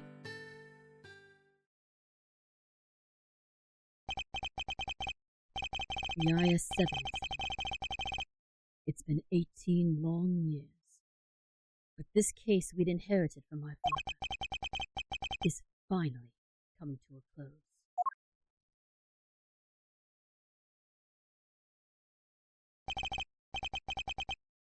Hey, Miles. Thanks for today. And sorry for forcing you to make the final call like that. Not at all. I simply made the call that felt right to me. Huh? What are you guys talking about? You know how Samson was wrongfully convicted? We had to pretend that he wasn't in order to nail Gusto. Use his false conviction against him. Save him. As his lawyer. I just couldn't bring myself to do it. Yeah, I can see that. And now that Gusto's behind bars, we'll finally start to get that wrongful conviction overturned. Yes, and I'm sure you will. Wait a minute. Does this mean that even if you were only doing what's right, if the false conviction had been overturned before today, Mr. Gusto would have gotten away scot-free? Yep. It's what we folks in the trade like to call a legal contradiction. The law is far from perfect. These are things like legal contradictions, right? Yep, but you never know. Things might change. The law is always evolving, just like us humans. Your Uncle Eddie and Malzerino included. Am I right? The potential for growth and change. in people and the law. So, Miles, are you gonna keep fighting crime as a prosecutor? Or help people as an attorney? Something tells me you got a big decision ahead of you. One only you can answer. I know. Well, let's just say I won't complain if you show up at the office one day. And on that note, it's time for me to skedaddle. I owe you big time, and I always repay my debt. But for now, thanks again for today. I mean it. Bye, Eddie. Do you not show up in the next case? Is that why you're saying goodbye? Did he seem kind of in a hurry to get out of here to you? He did. And honestly speaking, I'm the one who owes him a debt of gratitude. After all, he gave me the chance to reckon with my father's final case. When I was a boy, all I ever dreamed of was becoming an attorney. But then, during my time at Mr. College, I learned the way of the prosecutor. Eventually, with the help of some good friends. Good friends. Good friends. So much more than that! No. I've already freaked out enough for today. I found my own voice and a new way to live. Now, career as a prosecutor, with risk taken away. It may be time to take another long, hard look at how I want to live my life, whether I like it or not. Ooh. Oh.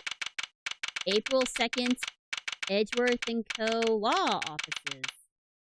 Please don't let anything bad happen to Eddie. I'm gonna be very upset if that happens. Oh no, he's just talking to Greg. Phew. Hey, Gregory. Sorry for reporting in so late. Aww. It may have taken 18 years. We're finally in a position to prove Samson's innocence. All thanks to your boy Miles. Couldn't have done it without him. Should have seen him. The way he fought for the truth gave me chills. It was like I was watching you. Aww.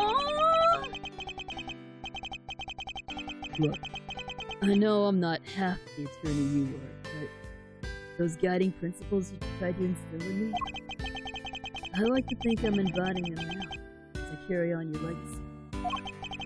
Here's hoping. Oh! Oh no! Oh no! The pictures are Cypher's. They both don't smile! They both don't smile in pictures! It's like father, like son!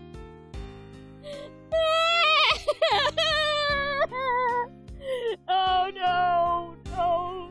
Please don't make me cry again. Beautiful. Why am I more emotional over this than the ending of Farewell My Turnabout? Why is this the one that's making me emotional? Why? Why is it this one? Oh, Miles, you deserve so much better, baby. Here's hoping your boy will be joining me soon.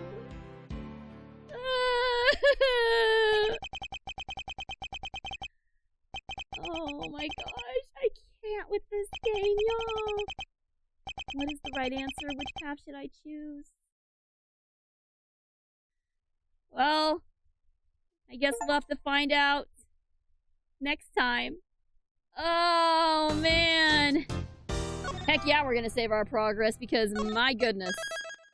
Well, it's been a long one, guys. It's been a long one, but we did it. We finally cleared case 3, and with that, we will finally be starting case 4 next time. So, that's gonna do it for today. The next stream is going to be tomorrow night. It is the finale of Paper Mario 1000-Year Door. So, you know, get hyped for that. Yes, I'm okay. I'm okay. I'm alright, guys. I'll be fine. I'll be fine. The ending just got to me a little bit. It just got to me. Whoa, what's going on? There we go. The ending just got to me a little bit, but I'll be okay. I'll be okay. Thank you. Thank you. This was an emotional roller coaster for real. But yes, next time will be the finale of Paper Mario 1000-Year Door. We've also got Elden Ring, more Gay Lawyer Sunday, and possibly a Supersonic Saturday next week. So be sure and tune into that. Schedule will be up tomorrow. But for now, I'm gonna go ahead and bounce. I need to recover from the emotional damage that just got inflicted onto me. So thank you guys so much for tuning in. This is SGG signing off. Stay super, and I will see you guys tomorrow night. Bye, everybody!